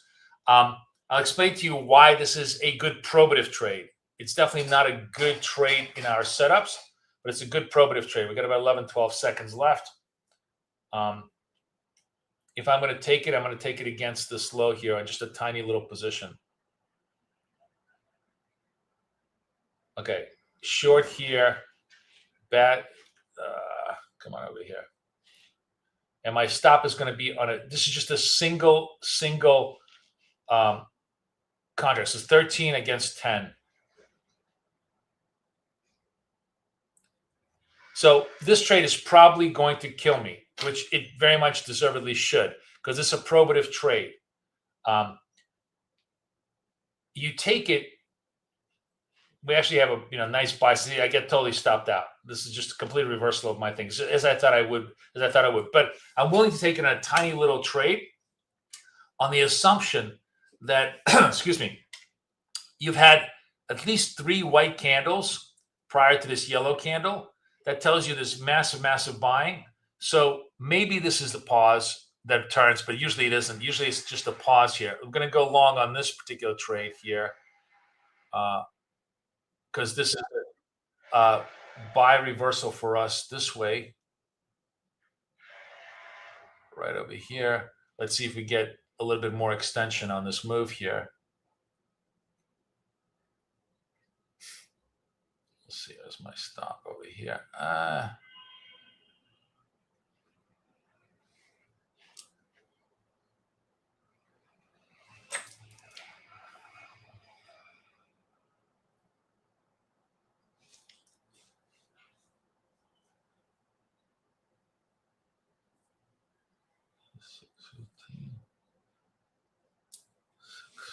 615.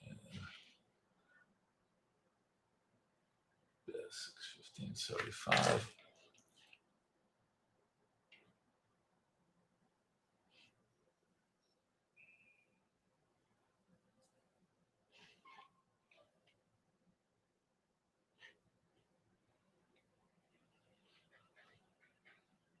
Okay.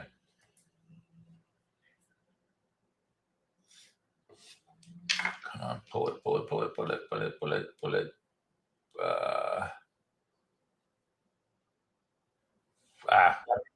Taking an early exit. I should have just held on to it.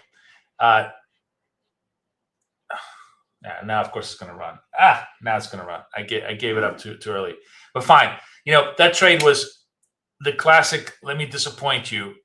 Buy side trade. We took out the buys, but it was so high. This candle was so big. I didn't think it was going to extend as much. Extended a little bit, but not a lot.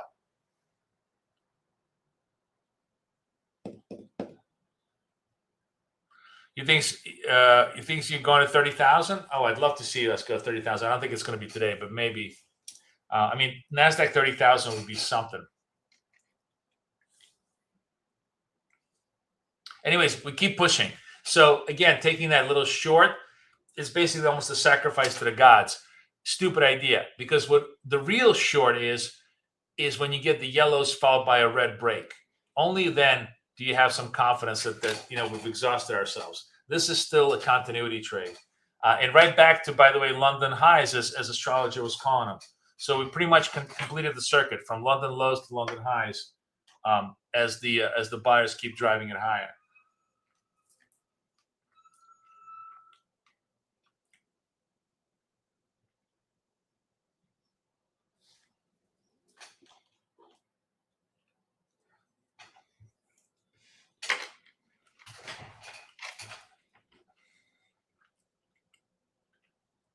That's right. You called it, astrologer. London highs.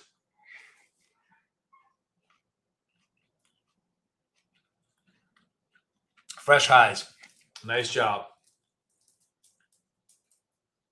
Nice job.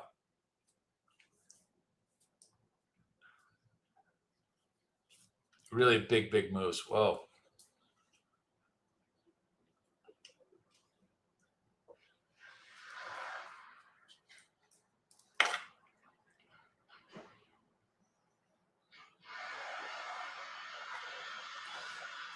Blowing, I think these are all-time highs, so they're just blowing all the stops through all the all-time highs here.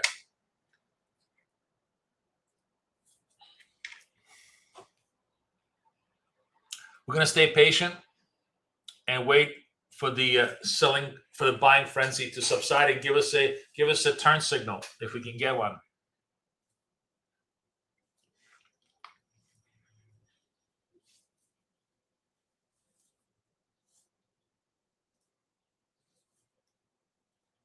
By the way, who likes these? I love these 8 to 11 sessions. I love longer sessions. It's so much, there's so much more to trade here, more opportunities for us to scalp, right? Market has been really, really good in terms of giving us the opportunities. Look at these moves. Oh, we are all-time highs. Jesus. That is impressive.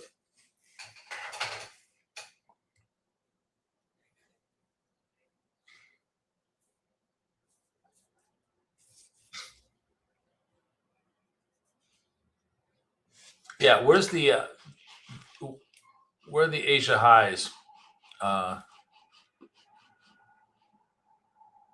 94, right in front of. That's right. I actually shorted the 94s when it kind of died out.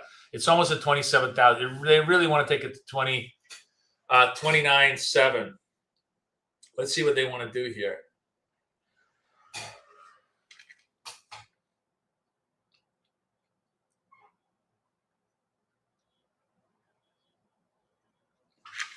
So I just want to show you why trying to pick tops is so stupid. Here you have a big extension white candle. You're like, oh, it's a top. You short here. No.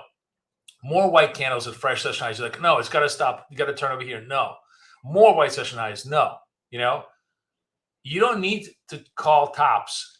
The indicator will tell you when the tops are in. It will tell you when the yellow candles start printing and when the red candles start printing. Until you get that, you don't need to do anything. Just relax.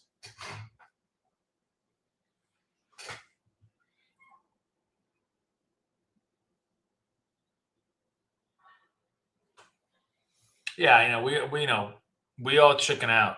You love the long sessions. Yeah, me too. Give me a +1, guys, if you like the new long sessions, the Tuesday through Thursday long sessions. Give me some love, please. All right, first indication of buyers getting exhausted, yellow candle. Not a trade for us.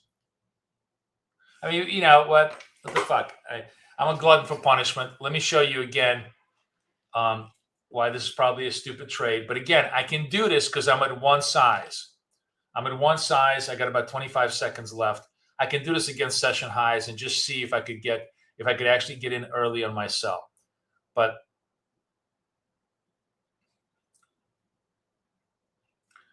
join ask. Am I in? Okay, I'm short. My stop is going to be session highs. Target is what, 28 points. So I got to be like 20 points, right? Maybe 20 points. Let's see if I can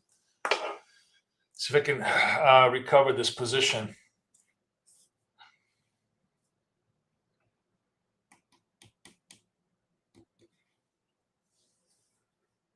Oh, thank you for the ones, guys. So again, what am I doing? I'm taking an early short because I have the first signal of possible,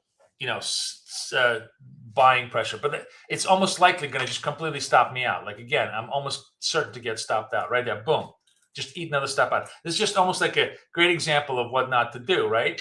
Because it's not a signal. It's just a warning. So I'm going to stop doing that. I'm going to be very, very patient now and actually take a good sell trade when I get a chance. It's just a good example of showing you that no, it's not ready. It's not ready for primetime players yet.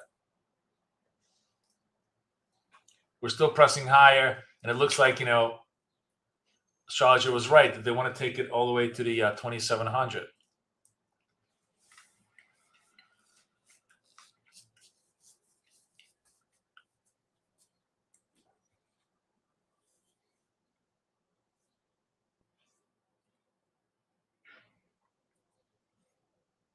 In fact, if you're going to make a dumbass trade, it's much better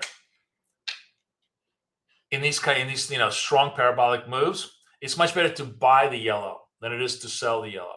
It's much better to assume this is a retrace trade rather than it is a full trade. So it went out, took out the highs, and now it's finally starting to reverse. But the slope is still green, so we're really going to need a couple more selling candles for us to really get a sense of whether this is a turn or not.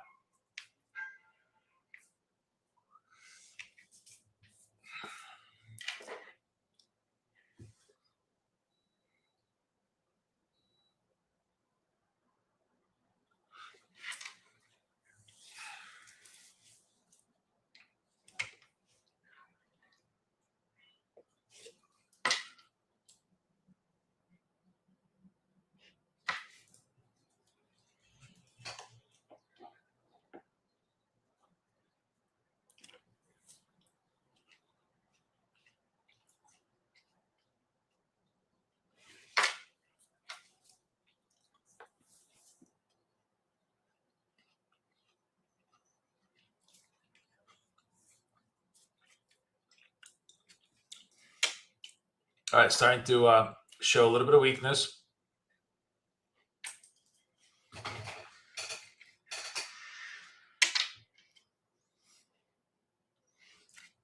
Buyers keep trying to push it. It really seems to be that this whole stall area at the 29,700, a big battle between the two.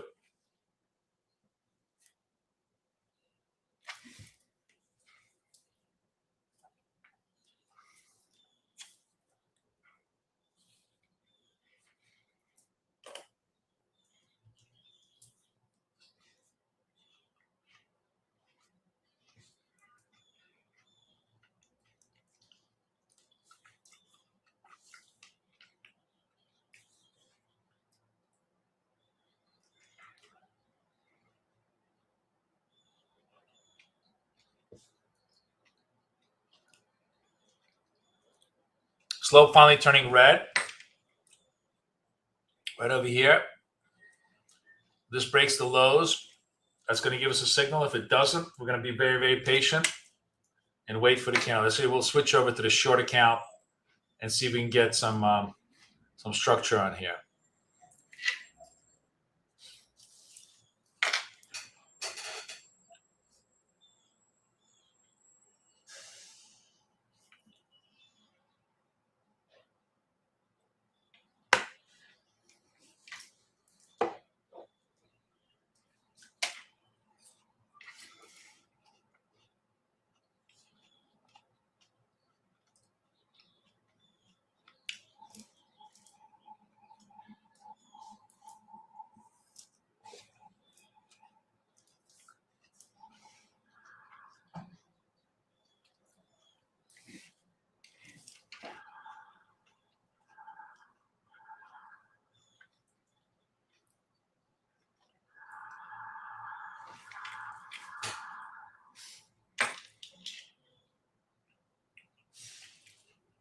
Price consolidating, but not pressing fresh lows. So the sellers still don't have any power.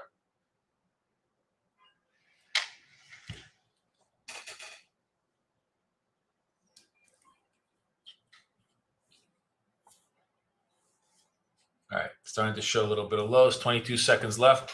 If we stay at these levels, we'll short them. If we don't, we'll stay patient.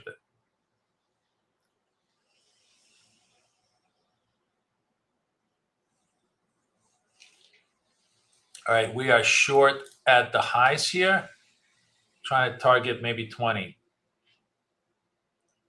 or 14. Come on, come on, come on, come on. Flat, flat. There we go. There we go. And we're back in business. Could have taken a little bit more, but back in business. But you see, I'm being patient. I was being patient. I was being patient. So, by the way, I lost about $100 on these two little yellow experiments. So I would have been up $226 if I didn't experiment, if I just simply waited patiently. But in order to wait patiently, you had to wait all this time until you finally got the signal you wanted, right? And that's the lesson of the day today.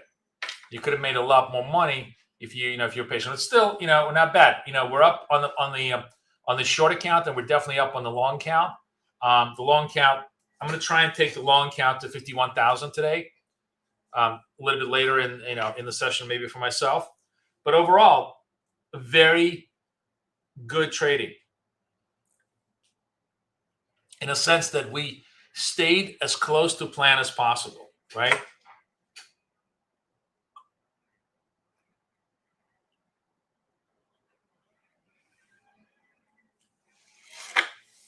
Now the sellers are kind of pausing, and the buyers are coming back, and we can watch this patiently and see what else what sets up next.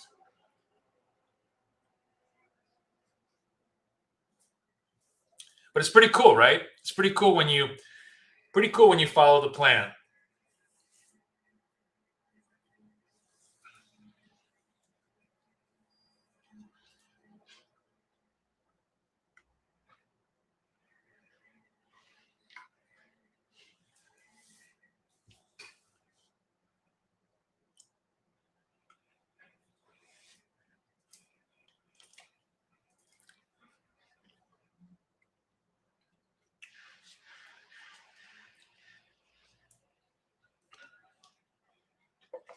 You jumping in for a long? Well, did you buy from here? If you bought it from here, you're in good shape.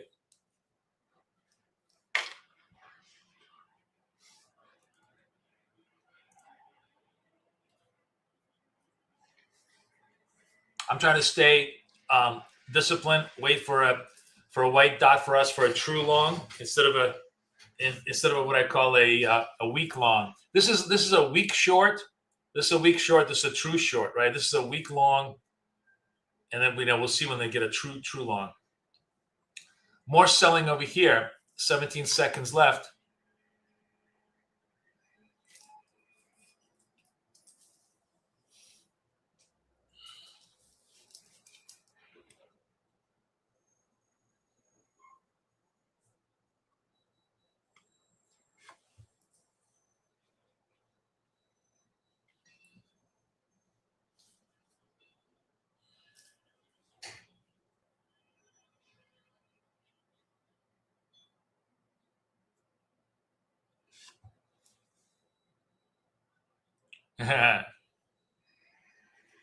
Doing a degen trade.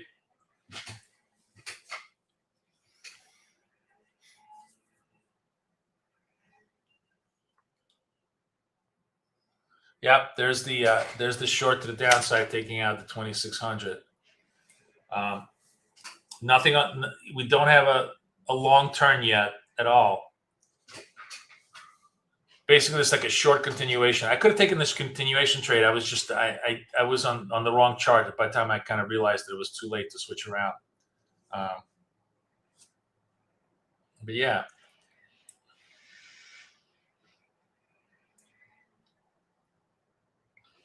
And now we're totally unwinding this. Now it becomes, everything that was a long power move, now it becomes a short. How many times have we seen this in NASDAQ?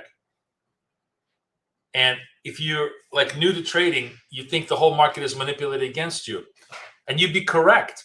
But the point is that there is a script to how they manipulate you. If you understand how the manipulation works, you can completely and totally play the game with them.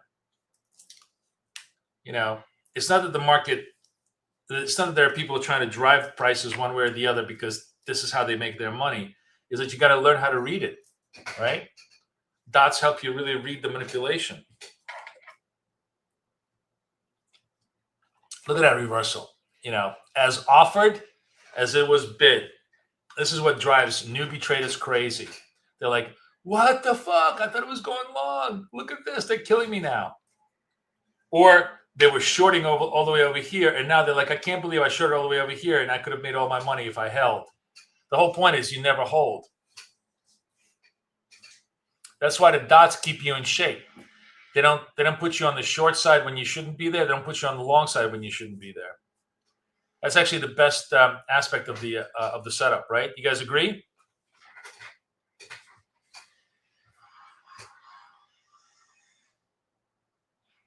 It's called the Dots of Discipline. It sounds like a little S&M movie.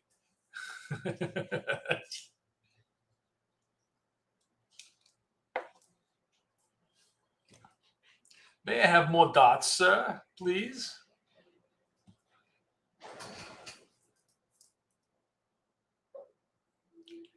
Nobody finds that funny? Okay. I found that amusing.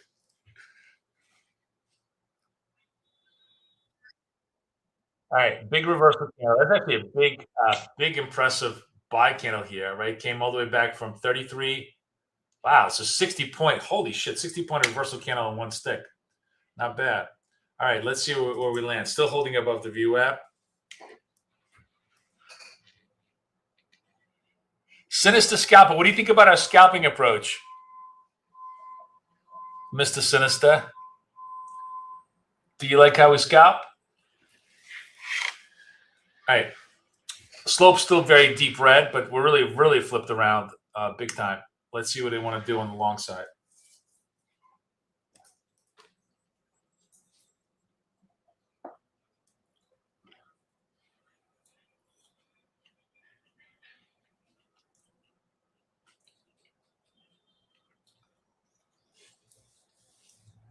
I think I should really basically advertise our live. Is if you have ADD, then have we got a trading strategy for you?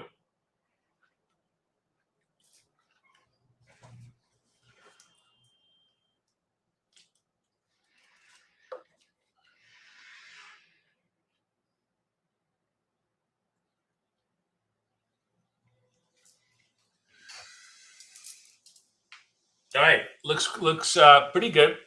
Looking for the slope to get green. See if they're going to begin to reverse the flows.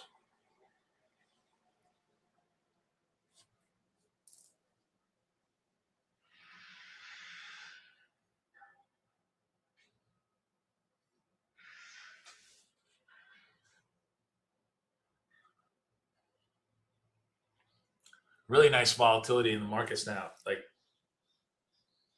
20, 30-point candles. Okay, might be getting a sell signal again.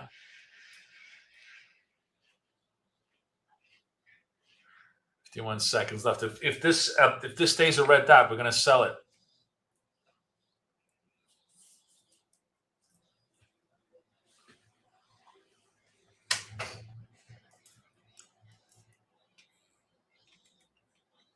Wow, nice buy.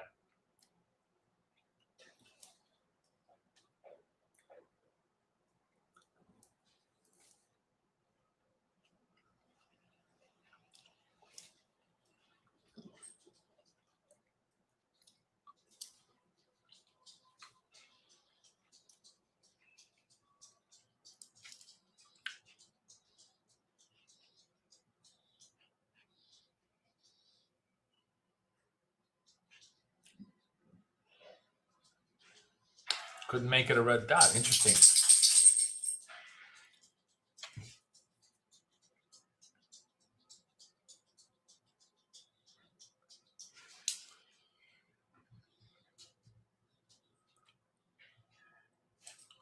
Yeah, we're consolidating around the view app for sure.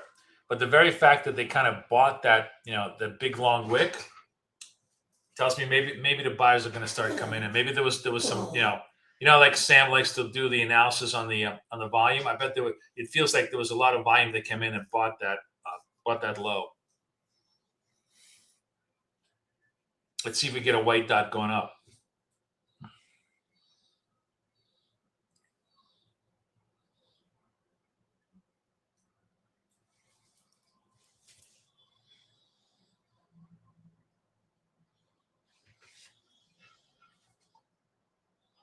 Yeah, starting to get a dot.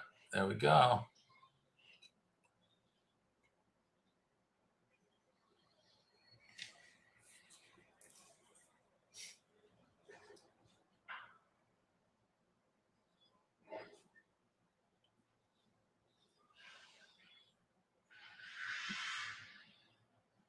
Yeah, it was inventory rebuild candle. It is a Rob Hoffman IRB candle. It's actually like really interesting. IRB followed by a dot, probably a really good combo.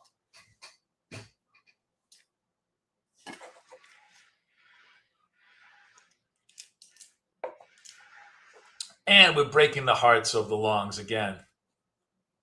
Let's see. Man, there's a lot of two-way price action here.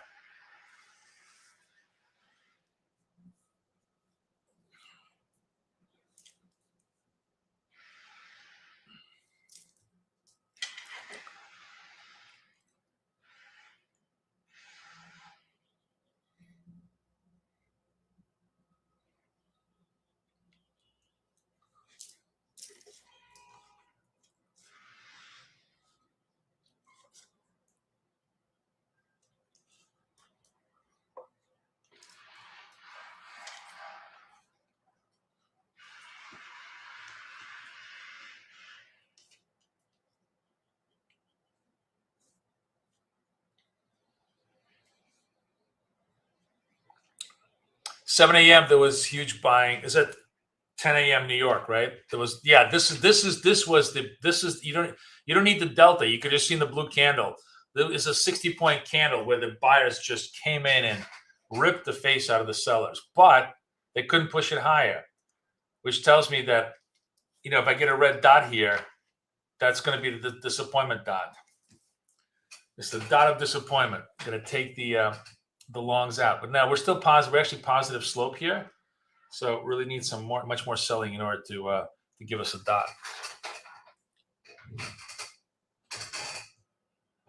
No news today. Nothing, I think, on the calendar. We can look. It's the cool thing is the news applet now is built into it. Saudi Arabia floats Middle East non-aggression pact with Iran. U.S. Secretary of State Rubio is hard to ignore pace of China military growth. Blah blah blah.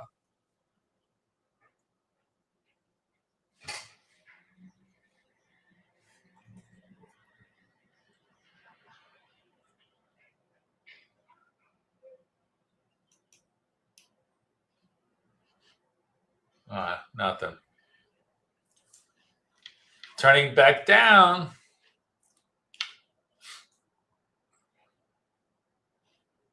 Still no dot, but get close. Sellers just pretty much swamped the buyers here.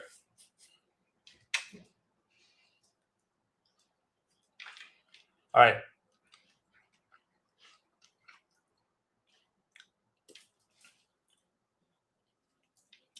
35 seconds. Let's see if this dot holds. we're going to trade against it.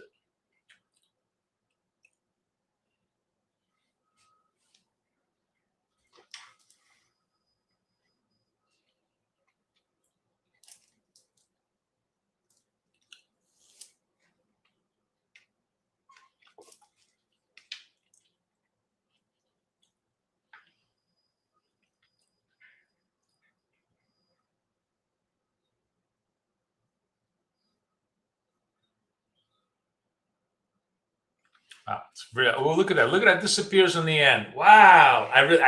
This is the first time I didn't rush the trade. Very grateful I didn't.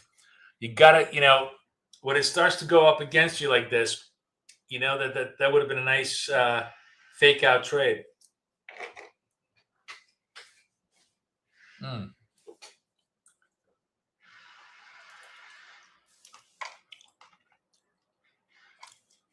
Buyer's still not giving up ahead of this bottom over here, but it's clearly going to take a little bit more to move them around.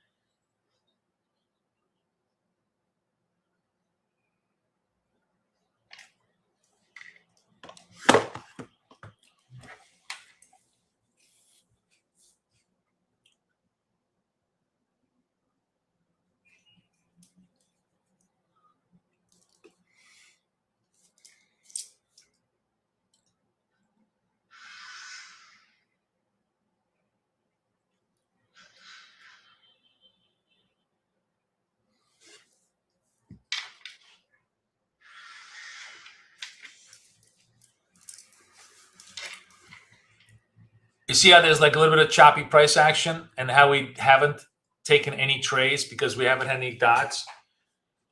That's as good a trade as any. Not taking dumbass trades that chop us out up or down is as good a skill as taking trades where with this probability of profit.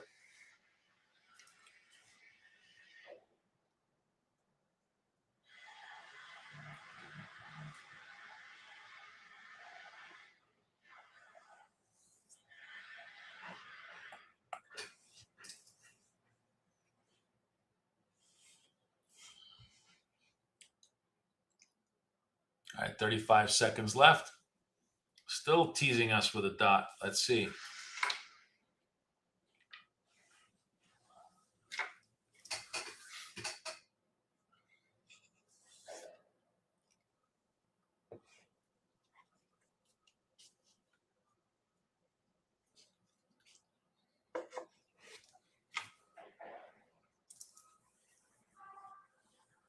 Buyers coming in. They're just swamping at the last second, bringing it back up.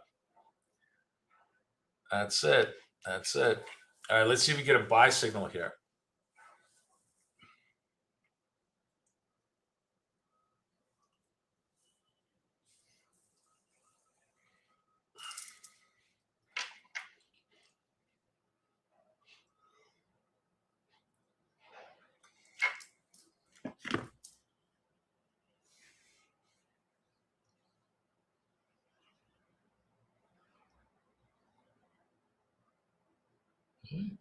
Let's see.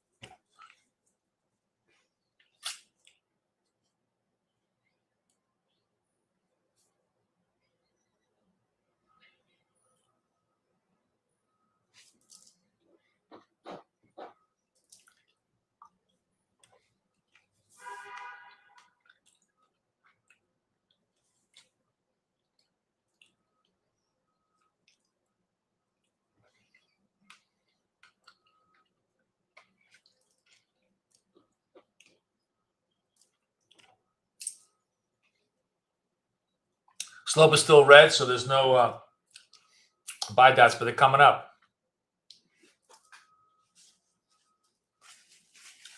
23 seconds left.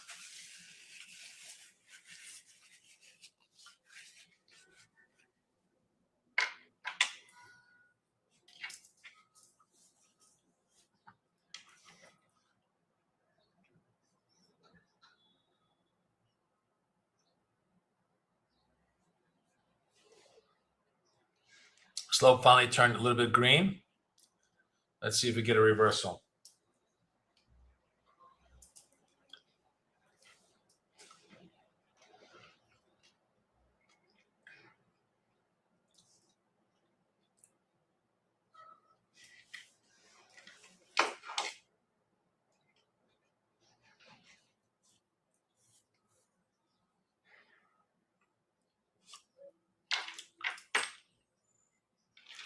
Looking for this to slope is green. We're looking for this to take out the highs to give us a dot.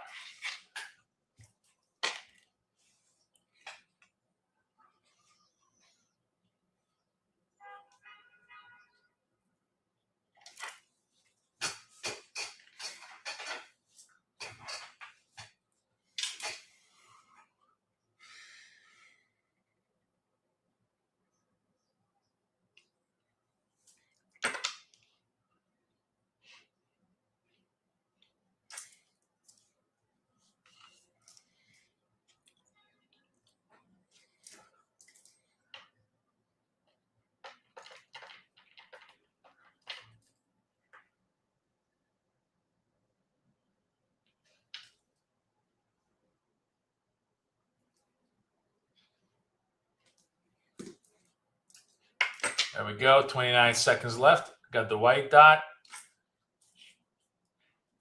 Let's see if it holds. See if we can trade that breakout to the upside.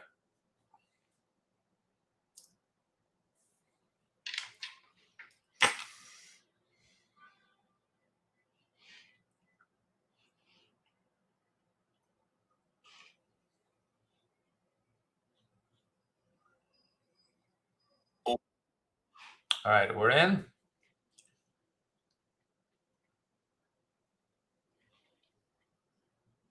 606, 76, 20. All right, let's see if we can hold that position.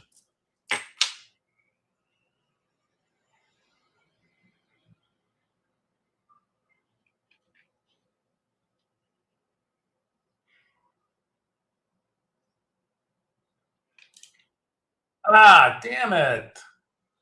How did I miss that? I was trying to be cute. I wanted to get to 50,900 on the closing trade on the move here. Actually, you know what? I'm going to go back in here on this trade on one buy side. I'm going to hold this trade just for a very short target. Let's see if I can just make my target. I just wanted that 900 target number. That's all. That's all I really wanted.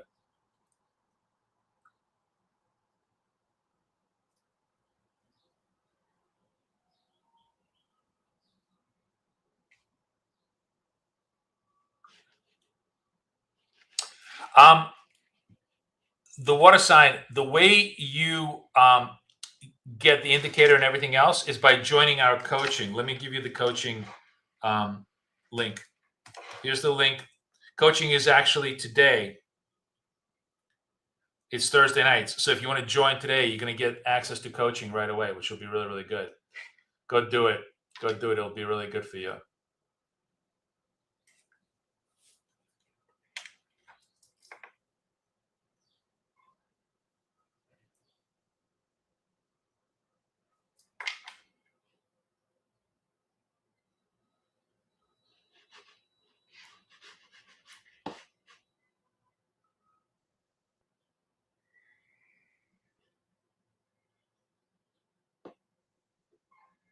There we go.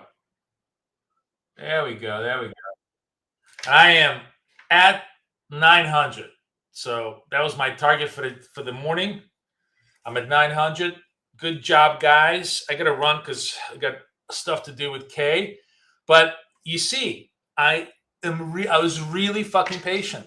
I mean, I was just patient until I got the dot, and then we got the runner. I could have made a lot more money, but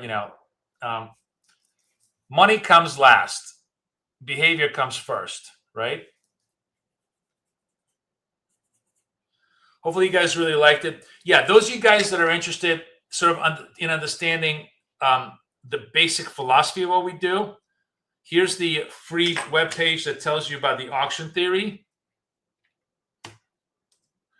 And those of you that want the indicator and come in and coaching with me, here's the link to coaching. So come get it. Have a great time. You'll spend 6 months. You'll be a great trader by the end of it. So everybody have a great time. Great session today. Like look how tight it was on the P&Ls. You know what I want to do before we go? Let's do this. Hold on a second.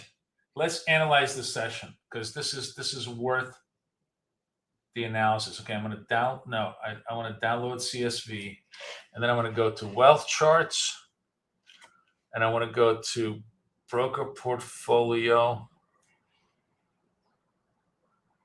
I want to go to trades. I want to go just to the 318 account. I want to export that.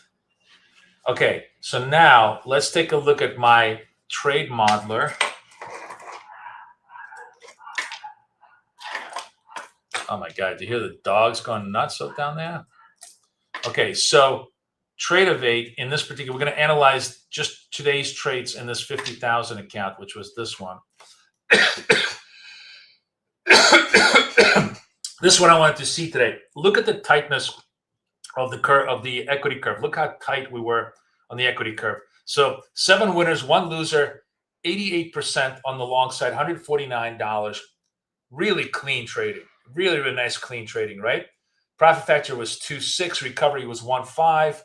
That's very, very nice. It's good job on this. Then let's go to wealth charts. How do we do on the short side? And we're going to do this one.